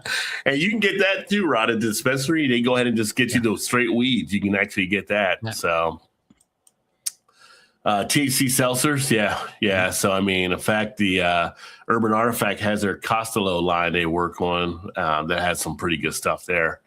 What am I drinking? I am drinking right now the grape goober from Atrium Brewing. I think you came in afterwards. It is a peanut butter and jelly sour, and it is fantastic, like the NBA used to say back in the day. So Michigan, we have New Holland, which Vanessa knows New Holland because she's a big fan of Dragon's Milk. Yeah. They're actually taking their Space Machine, Hazy IPA, and they're actually going to build a series launch out around it. So they have the Tangerine Space Machine, 6.8% Hazy IPA, and I guess they're going to start doing other variants. They're going to be doing the Juice Boost variant. That's 6.5%. Juice Boost is tropical fruit characteristics, delivering layers of succulent flavor that coat the palate beautifully without overwhelming the senses. Their words, not mine. The Uber Haze Space Machine, which is 9.7%. This is a massive imperial-style hazy IPA designed specifically for adventurous beer enthusiasts seeking intense flavor, depth, and elevated strength. Then they have their other one, not the same one, that's the Uber as well. But those are the ones they're building out now, and I guess they're going to be building out a series and some other ones. So, again, I feel like this is the hazy little thing effect from Sierra Nevada, where breweries are coming out doing different things based off of one beer, kind of getting that one design line out. So nice. Right. Who isn't a fan of Dragon's Milk? I don't know. I don't know who that person may be, Ryan. I don't know who wouldn't be a fan of it. Yeah. You know, we were talking earlier that I couldn't get like their Dungeons and Dragons variant, but when I went to a different Binny's today because I wanted to pick something up, and they did have that there. So okay. I gotta start going to this other Binny's to get more of that. There you go. And that's when it gets into some of these stores and whoever their beer seller is, right, or beer buyer, what they're actually working with. So one might be doing more outreach on distribution than what the others are. So, yeah, interesting. It's kind of like, you know, some of our, like Kroger here, some of them have some good craft beer selection. Some of them don't, but it's a matter of who's buying for the store. Let's see. Yeah. 805 Blondale. I had Firestone Walker earlier, Rod. I had their brand new Oktoberfest. It's a collaboration with German brewer Marsbrau. So definitely something to check out if you get a chance there, because you do get some of the Firestone beers. Peanut butter and jelly sour. It really, it's really phenomenal. It was so funny. It was like, so we were there, and we were there on that Friday, and it came out. No, so we were there on a Saturday, and it was coming out that Sunday. So anyway, we ended up getting it. No, it was Friday. It was Friday we were there. We ended up getting beers, and he brought it out for us to sample because he couldn't sell it to us yet because it wasn't released yet. And we all got, like, it was like 6 of us there that have YouTube channels, and everybody was just like thrown back at how good this beer actually was. So Yeah, I think everybody pretty much came back the next day and bought more because it's just that good. 9.7 is no joke, yo. Yeah, 9.7. I mean, that's your double IPA area right now. The triple IPAs, I don't even know, that's still not a category yet, but usually over 10 is where you start seeing stuff in there. I know Hot Butcher has some like in that triple IPA range, I guess. As 3 beer content creators on Instagram and YouTube, we should all take a moment to tell men also about making a comment, to behave and quit sending unwilling pics and messages to women. That's a good point, Ryan. I actually thought about putting a piece in on this as well. So I'm gonna come back to that in a second there. Yeah. 805 lager, only $13.99 12-pack. That's actually pretty good for a Firestone 805. Yeah, I would definitely be on that. Dragon's Milk is good, very good. Yeah, which I forgot I even had the Dungeons and Dragons thing till you said that day. That's how much beer I got around here. I forget what I got in the house. I'm off for a month. I got the next month at least off. I got to just drive to Rod J's and knock that off for the weekend. Just put me on the couch. I just forget what I have here. So much stuff and everything. We'll just do a joint episode together, and we'll just sit there, just pull up a chair next to you, and we'll knock some of this off. Yeah. Hey, Rod, nothing wrong with being in that lane either. You know, sometimes just taking it easier. You don't got to go all crazy with it for sure. Yeah. Sometimes that 9% plus will put you out for the night. So, yeah. But Ryan brought up an interesting point there. So I don't know how much you've been following on Instagram and stuff, Dave, and I haven't spoke to Roxy about it, but I had one of my other followers and subscribers. We go back and forth. She's down in West Virginia, and she put a post out. Yeah, I saw her post. Yeah, and I reposted there and got a lot of good stuff back. But, dude, like, I don't know what's wrong with some of the guys that are out here. Just because you see some of these social media women influencers doing beer stuff and they do things, maybe they're in a bikini or maybe they're in something that you consider to be revealing or something like that. And sometimes they're not even doing that. Sometimes it's just them enjoying a beer. At no point do you need to be sending unwanted pics and messages out. You know, make a nice comment. That beer looks good. That beer might be something I want to try. What do you think about that? You know, but the stuff that some of you guys are doing out there is just, you know, obviously you don't know how to control your emotions or whatever, your whims, whatever it may be, but just cut it out. Just stop. Just stop. Don't even do it. No one wants to see your dick. No one wants to see that. No one wants to see your dick. Stop sending those type of unwanted pictures and whatever other stuff you're typing in and, you know, what you're saying you could do if we ever met up type stuff like that. Don't do it. Just don't. It's just, you're making yourself look like an ass, you know? And at some point, I got to think that there's got to be some legal type ramification at some point that somebody's going to do something. So, but and then guys, if you're seeing guys do that you're friends with, call them out on it. Like, just tell them to stop doing that bullshit. And, don't even tell them to stop. Just call them out. Let everyone else handle them.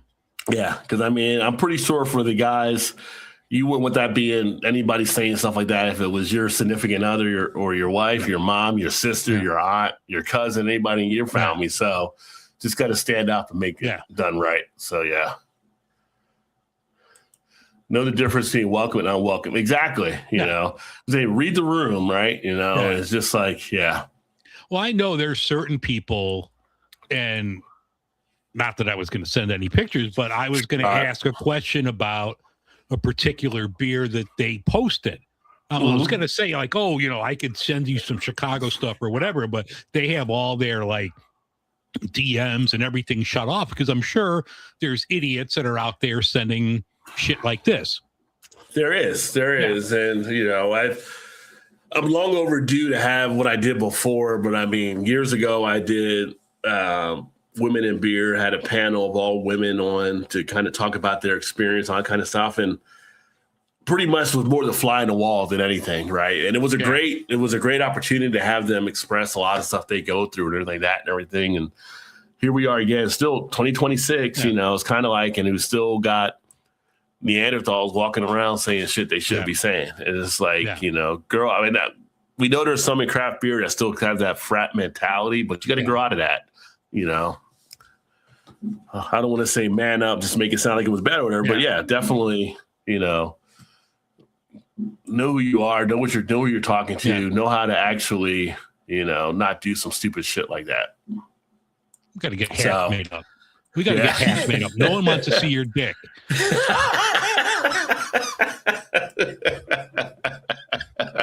Might have to, yeah. It could be my next shirt. No one wants to see your dick. I feel like it may have to do a piece about that and share some stuff there. But just cut it out. Just cut it out, before Lorraine and Bobbitt cuts it off. So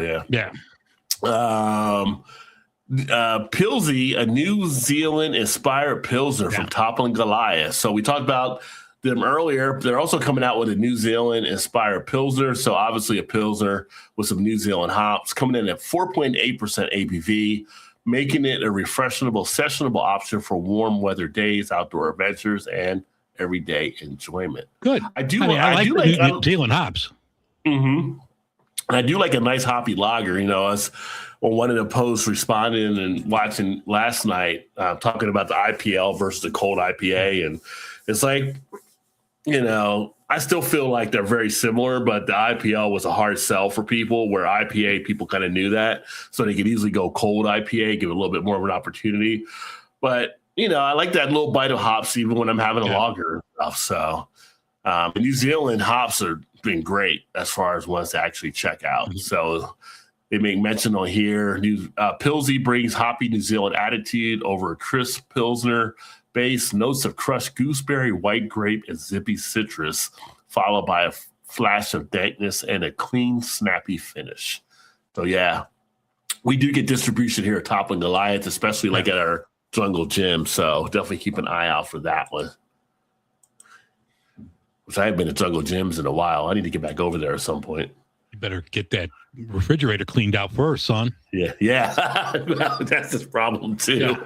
Just when I think it's out, something shows up like Firestone. Like, oh, okay, well, I'm good now. Yeah.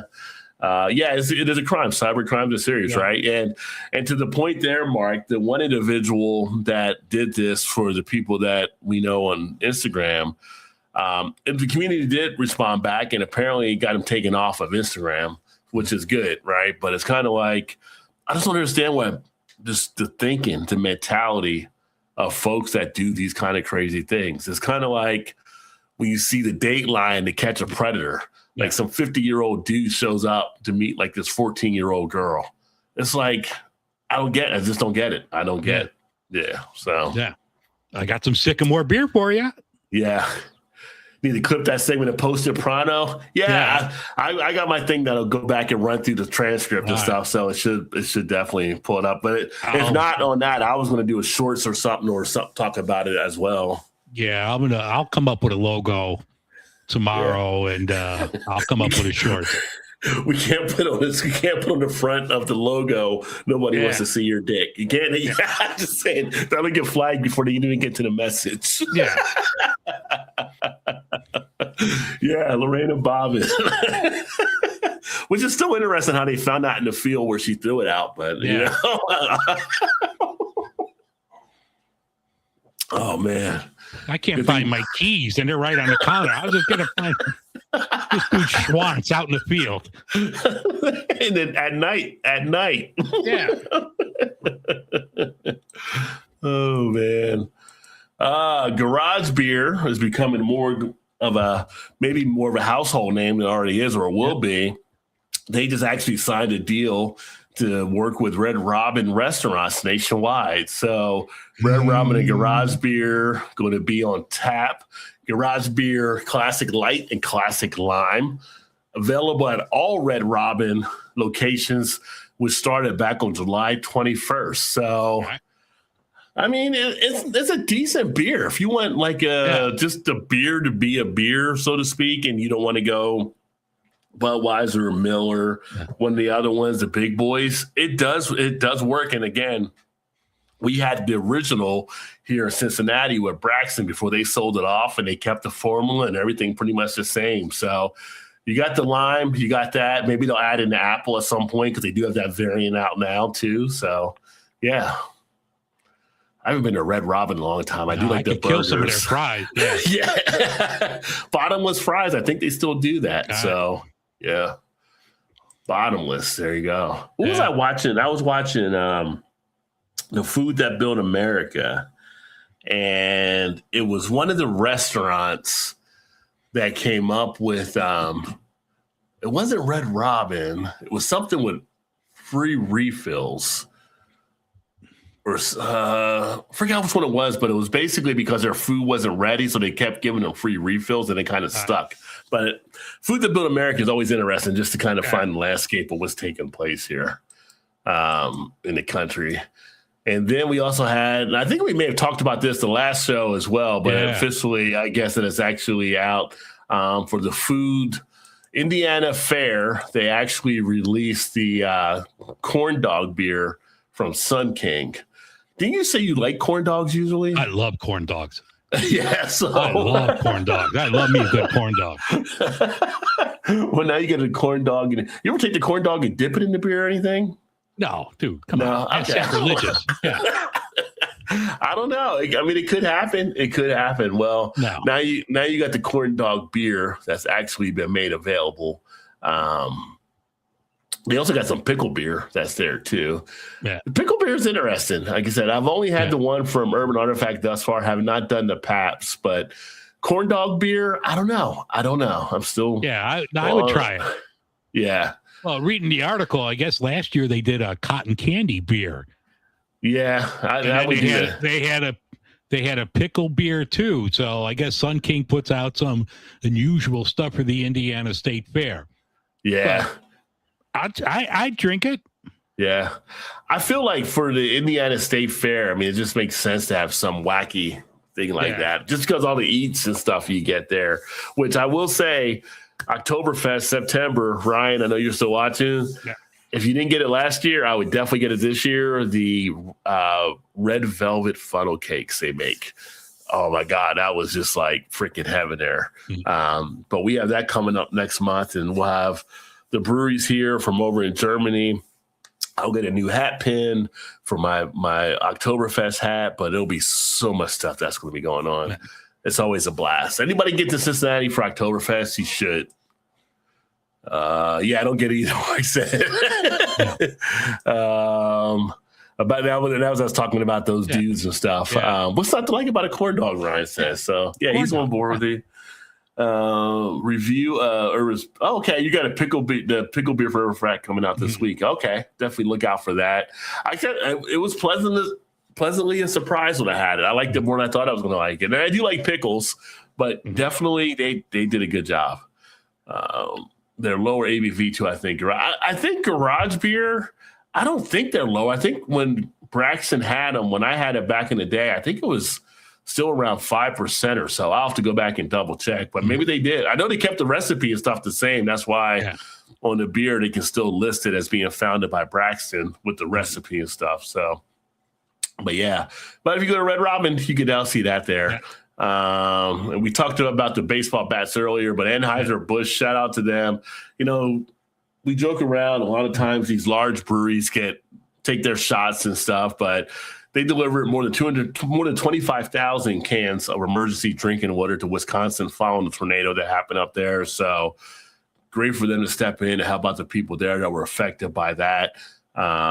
We've seen it with stuff with like bigger breweries doing it. We've seen them with smaller breweries, independent breweries helping out when they can as well. But, you know, we got to still admit that these large breweries are still part of the community, right? They still have the community ties, and people will still come and drink their stuff around town, and they do employ the local population wherever they're located at. So, they can't drink Minocqua anymore, so big ups to them for sending them some water to Wisconsin.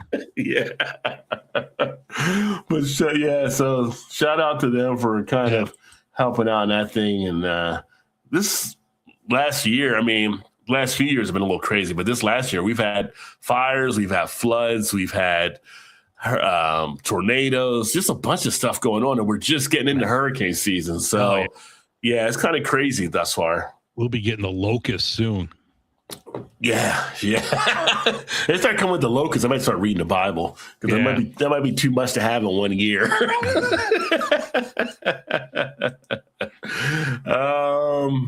Your next piece, I don't know. I got an ad blocker. I can't read your next piece. Oh, your next one? Okay. So Sons on the Shore is coming up. This is something happening in Lebanon, Michigan next week.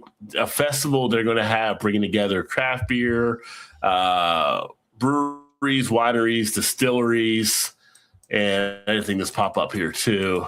But Lebanon, Michigan is going to basically have this event taking place where there'll be a lot of good things going on. And I was kind of sharing it there just for those people that we know up in the Michigan area. Seems like it'd be a pretty good time. Again, it's festival season, so we're seeing these things pop up like crazy for a lot of good times to take place there. So the showcase with them is basically going to be more focused on all Michigan-made type beverages, which is good too. So by going to that event, they'll be supporting all people based out of Michigan more than them bringing in folks from all other parts of the country and stuff, which is pretty cool.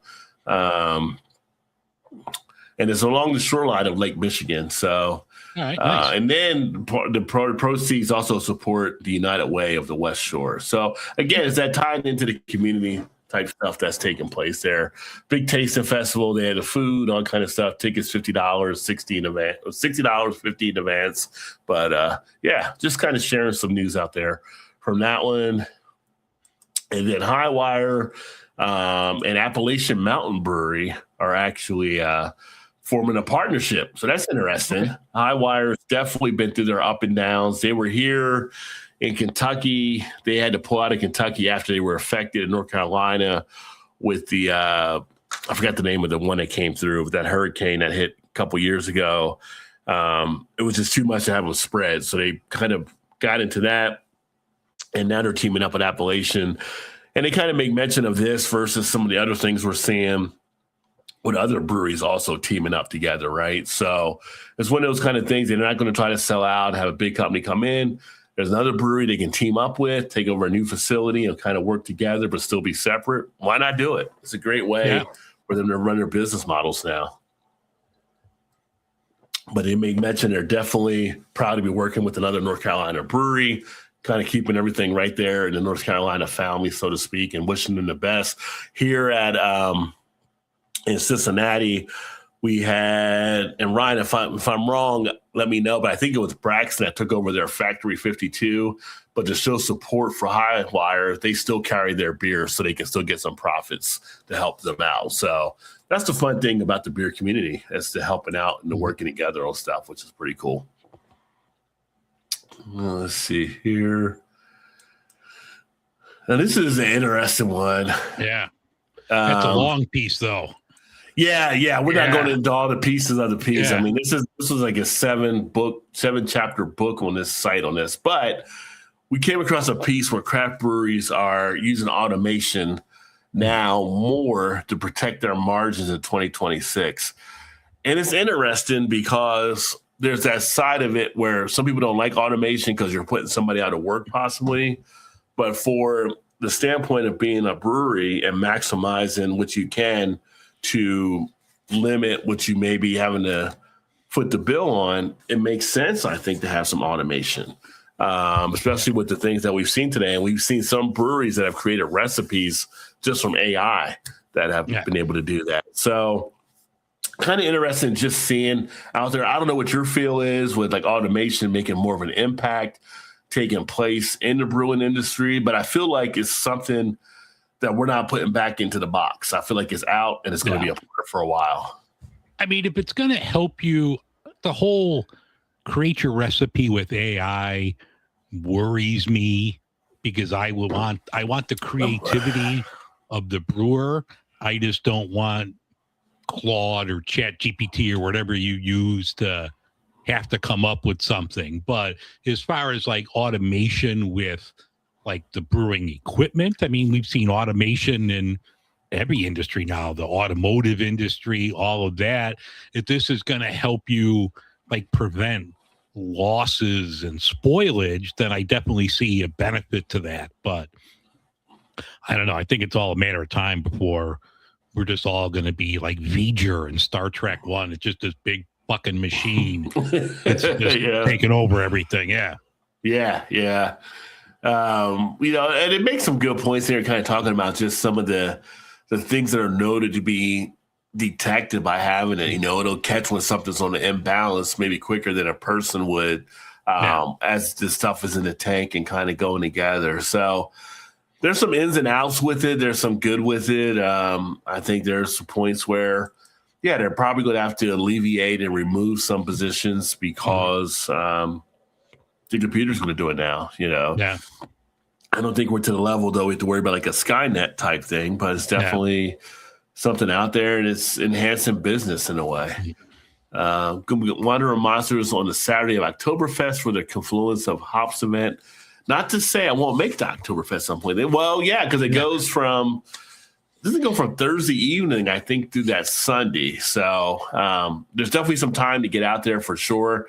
I think last year I went down on a Saturday or a Sunday. I can't remember offhand. But what are the dates on that? For Oktoberfest Cincinnati, let me see here.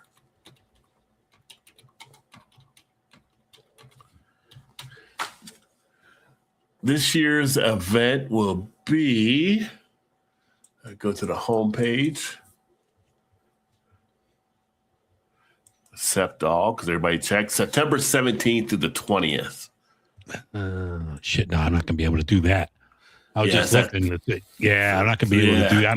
I'm off, but I got to be home because I think Ruby's going to be out of town that weekend, so I'll be home with the dog. Oh, okay. Yeah, this year they're adding a new festival attraction, the two-story Glockenspiel, 31-foot clock tower will bring beer garden energy, hourly chimes, and a second-story stage to a Cincinnati-themed backdrop. This new festival feature, which will include a beer garden on the ground floor and a performance stage on the second. That's pretty cool. Yeah. I don't know if Jim Cook will be here this year or not. I haven't heard anything from Sam Adams yet, but last year he was here, which was great. Got a chance to meet and talk with him. You got some stuff on the website for the Festival Insider. Of course, they got to run into the Dotson dogs. They do that. They do the sausage eating contest. We'll probably have Joey Chestnut here. I know he's come before, and he's crushed it. I mean, that dude's a beast watching him in real life versus on TV. And they'll be adding the beer guide here soon. But they do get the beer families that over in Germany that come over usually for this. So you'll have like trying to think of the names. Paul Polliner will be here, and what's the other one? It's on the tip of my thing. Trying to think who it is. But they get there's only 6 families that do Oktoberfest that are traditional, and they get them to come over with the ties they have to the German area. We went there on the same day to meet. Oh yeah, you were here last year when we were there with Jim. In fact, on our picture thing, me and Dave were part of the National American Guild of Beer Writers at AGBW, right? So there's a thing where you have a photo album. I just added some photos. We had Jim Cook here last year, but there was a photo. We all did a picture together as well, Ryan. 50th anniversary of Oktoberfest Cincinnati. So it should be kind of crazy. Yeah. 4% ABV. So 4% now on the garage beer. Is that what it is? I'll have to look to see what I had it back in the day. Let's see here.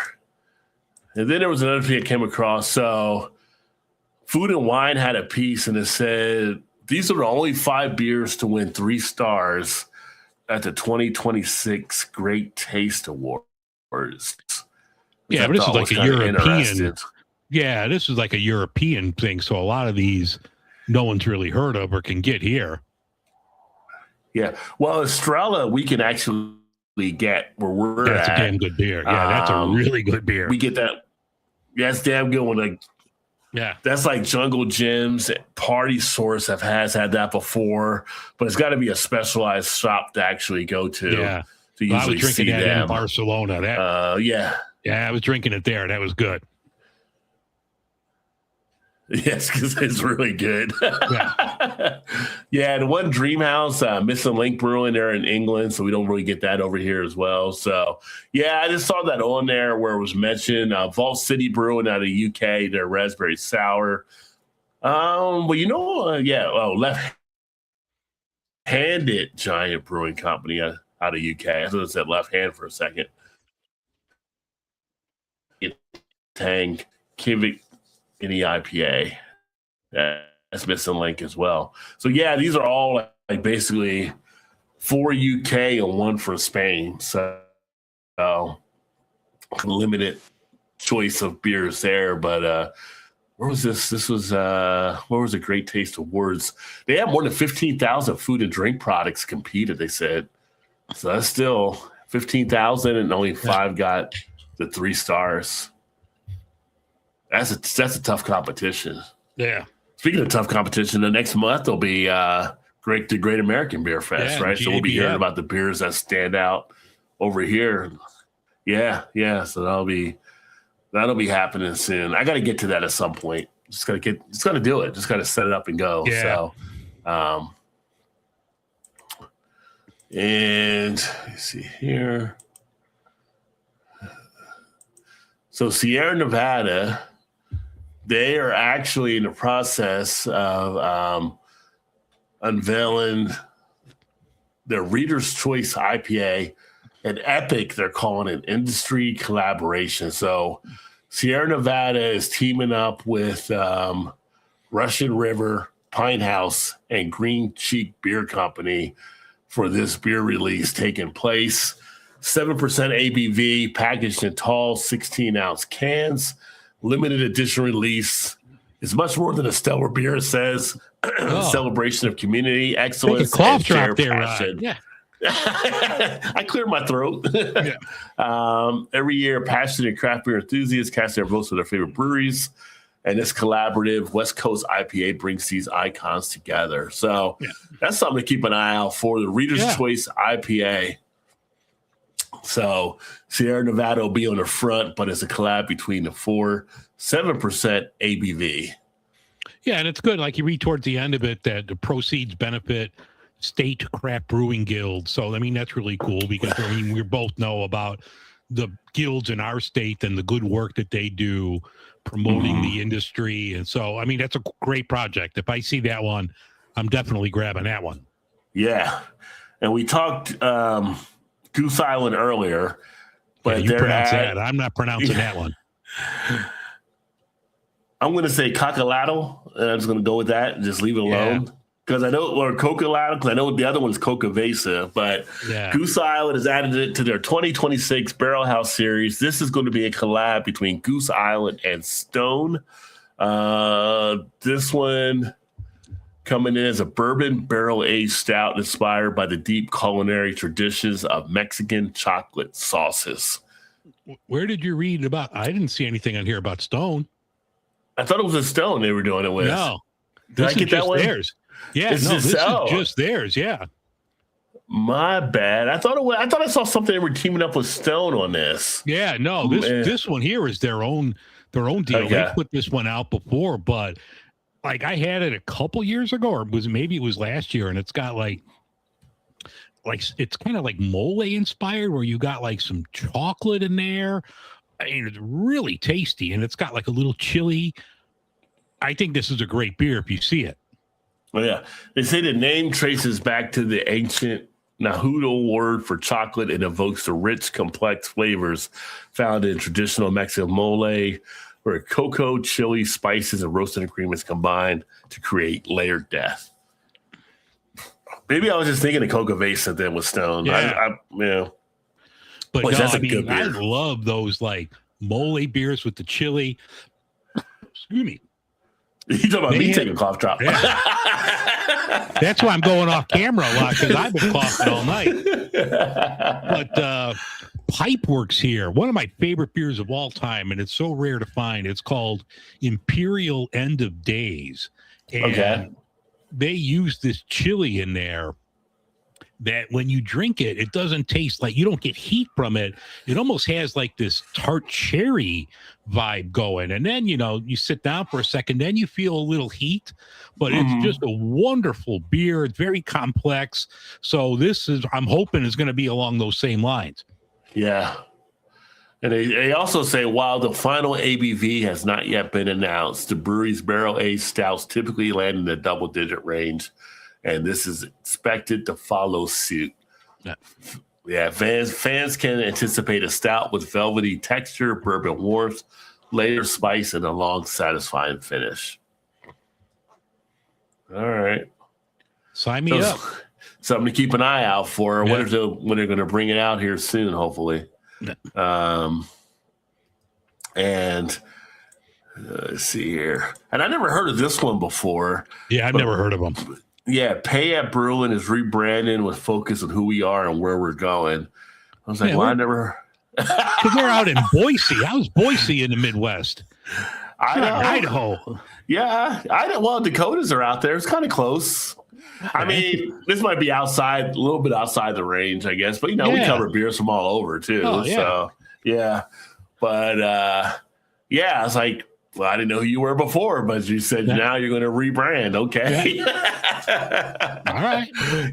Yeah. So, which there it all started with beer, but somewhere along the way, Payette became so much more than that. It became a place to gather after work, celebrate life milestones, blah, blah, blah. Kind of like the whole general line of the brewery and the community and stuff, but kind of interesting. There's definitely, there's times where breweries do have to rebrand themselves to get, a new story or a refresh to them, I like watching Bar Rescue. He rebrands a lot of the time, and it's for the better. So, yeah. And then the Brewers Association, which was interesting because the whole thing with Kona was always kind of a question mark when Kona would be seen as a craft brewery. So the main Kona that we get like in the continental U.S. and the States is actually owned by Anheuser-Busch. But if you're in Hawaii, there's Kona Brew in Hawaii that actually makes it there. So now the Brewers Association is recognizing them as an independent craft brewery. It's upside down, but that was one of my first tattoos. I got the Kona, their lizard tattooed on my arm. It's faded, but did you really? Okay. Yeah, I was a big fan of Kona Brewing when I was out in Hawaii for an extended vacation many years ago. Yeah.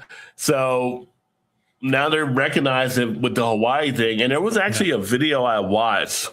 Yeah. And the person was saying, I can't remember who the person was that did it, but on the can, if it had like these like rings at the top, that meant it was done at the Hawaii one, which was the independent versus what we see as a regular can in the States. So there is a difference, but good for them to be able to be recognized out there and hopefully set themselves different. But I like the Kona. I like the Kona beers.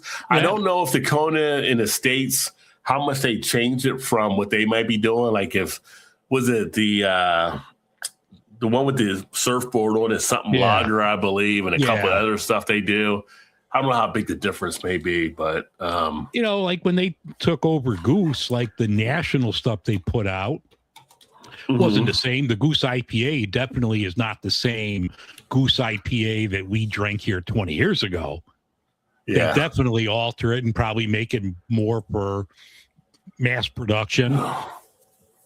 Yeah, you're right. Yeah, so can be definitely different on those lines. Speaking of Goose, also, have you been able to go back and have their Honkers Ale? Because they didn't bring that back out earlier this year. Yeah, for a while it was out in 12 packs, and I picked it up. Phenomenal beer. I mentioned on the show last week is I tried to get to the location. I couldn't. I got a gift card that I can't use because there's no parking. And it's too hot to walk a half a mile to go in to get a growler. So I don't know. But no, Honkers is killer. Killer beer. Okay. Yeah, so I remember having that years ago. So it's good they brought that back and everything. Yeah. We talked earlier about Minocqua, and you have to wonder, is it dangerous for breweries to get into the political type realm. So Speaker of the House Mike Johnson stumps for Braun at Trapdoor Brewing. So Braun is actually out in Washington and is running for Congress.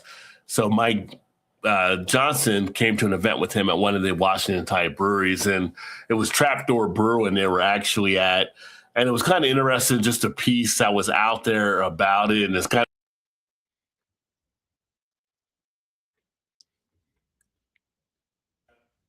did you lose your mic? it beeped for a second, but you should hear me now. Yeah.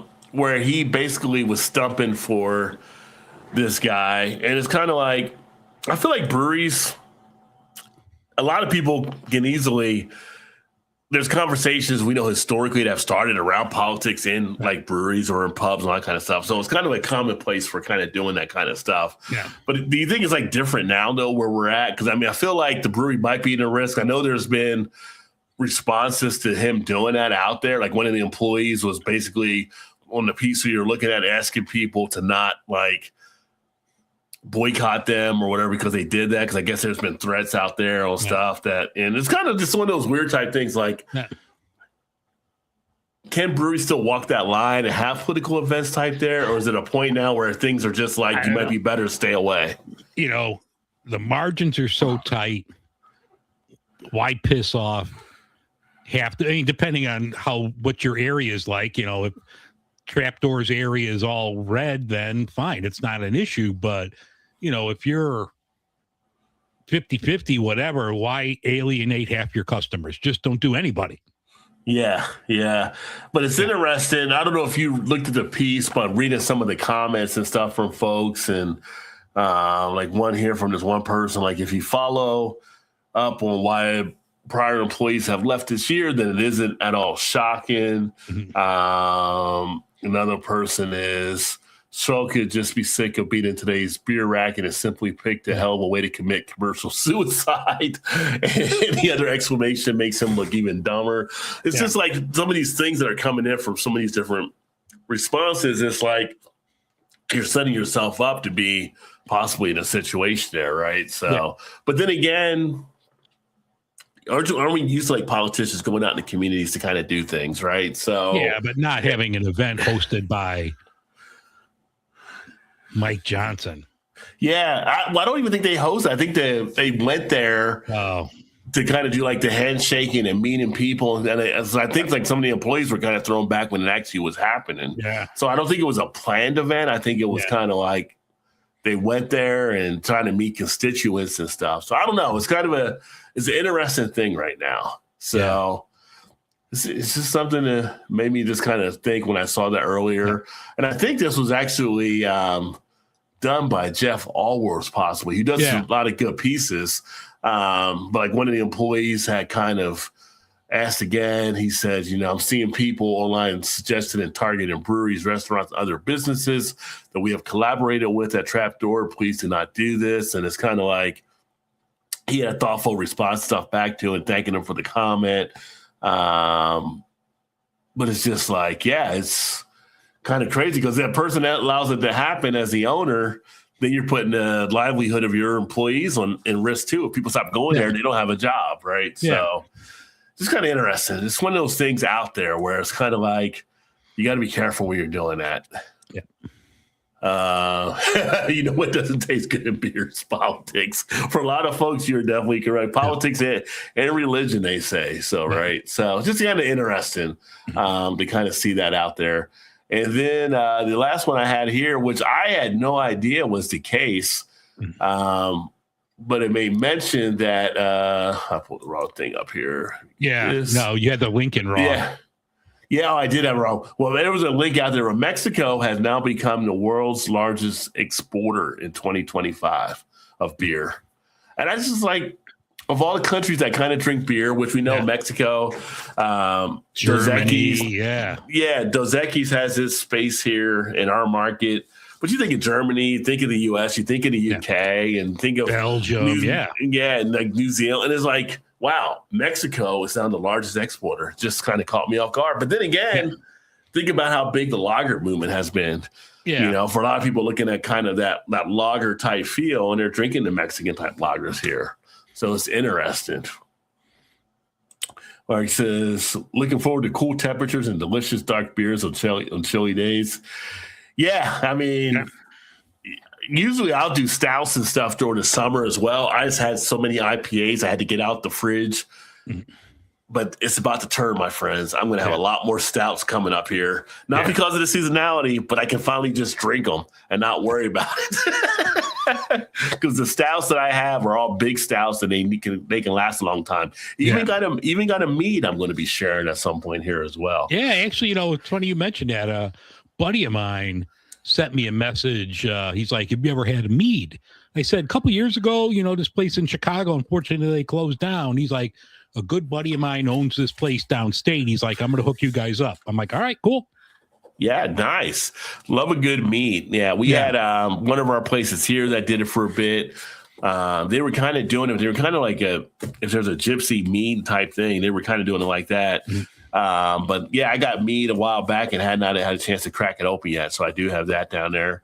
And then I don't know, Ryan, don't rush it with the fest beer and pumpkin beer. I mean, obviously I had one tonight, but I'm still working my way in. Pumpkin beers, that's an October thing for me. I'm not ready to do the pumpkin. In fact, I got pumpkin beers from last year I haven't done yet. I got the what was the one that just came out? The Rum Barrel Pumpkin. I still got to drink that one.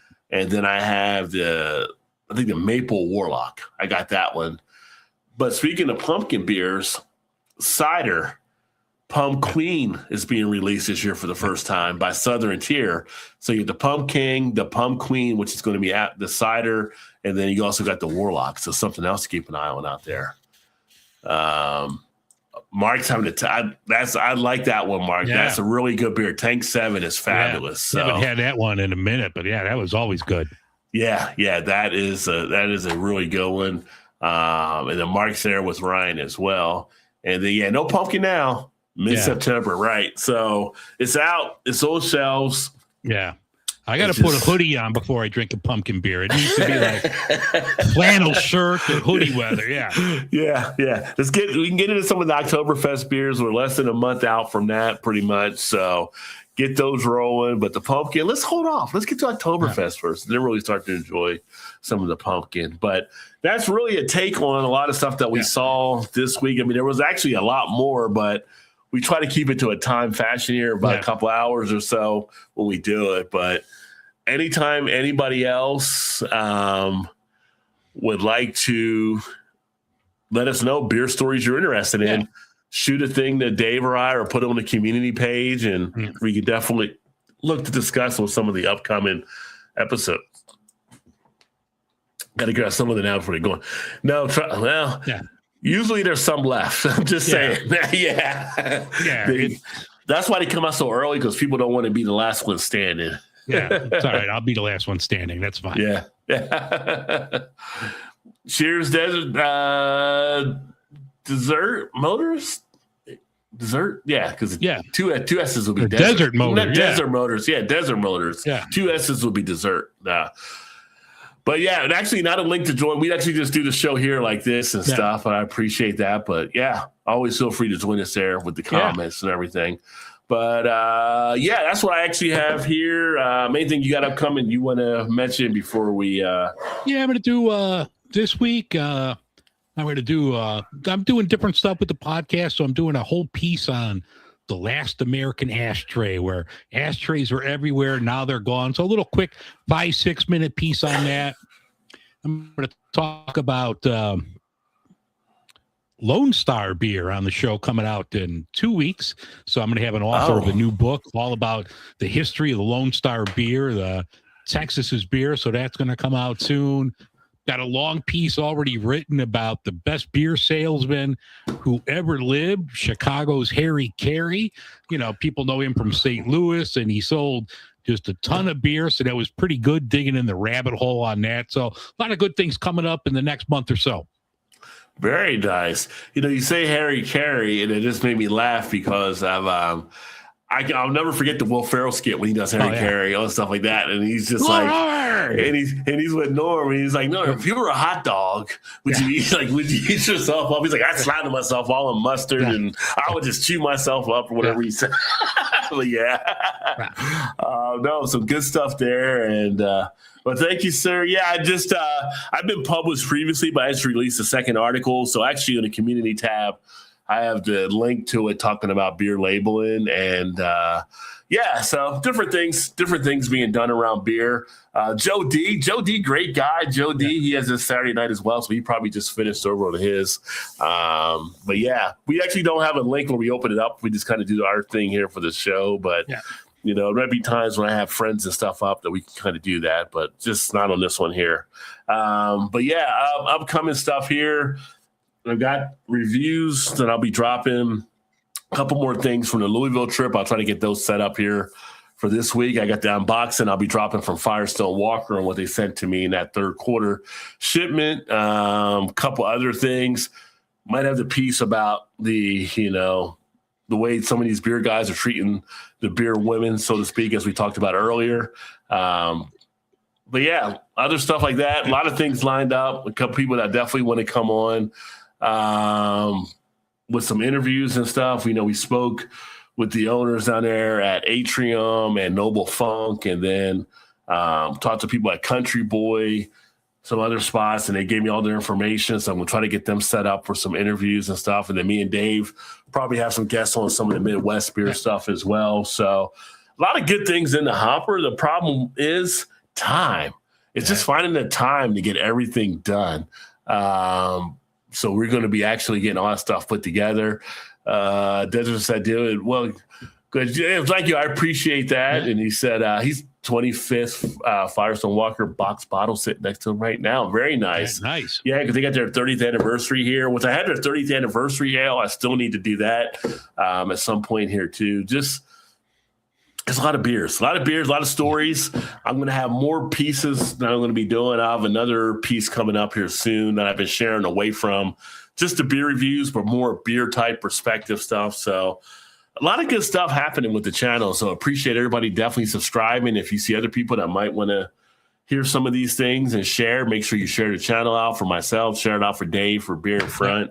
And then, just keep coming back, keep hanging out. Let's keep having fun and enjoying the beer ride that we're on. But for me, and don't show anybody your dick. No one wants to see your dick. You're gonna have to really put that on a t-shirt at some point. Yeah. New line of Beer in Front merch. Yeah. But it cracks me up. Thanks for everybody tuned in, and Didi, better late than never, but we are about to get out, my friends. So great to see you, brother. And we will catch up with you guys probably not in 2 weeks, probably 3 weeks with some stuff going on, but stay tuned, keep coming back, check out the community stuff, check out the other videos, and everybody have a great rest of the weekend. All right. Cheers, everyone. Right. Thanks for tuning in. All right. Cheers, everyone. Thank you for tuning in. It's been a ride. Roger and Daisy, we here with pride. Midwest beer talk as we glide. Catch us again. Don't let this vibe slide. Like and subscribe. It's the key. Roger Beverages. Join our spree. Beer in front. We got the flow. Catch us live. The good times grow.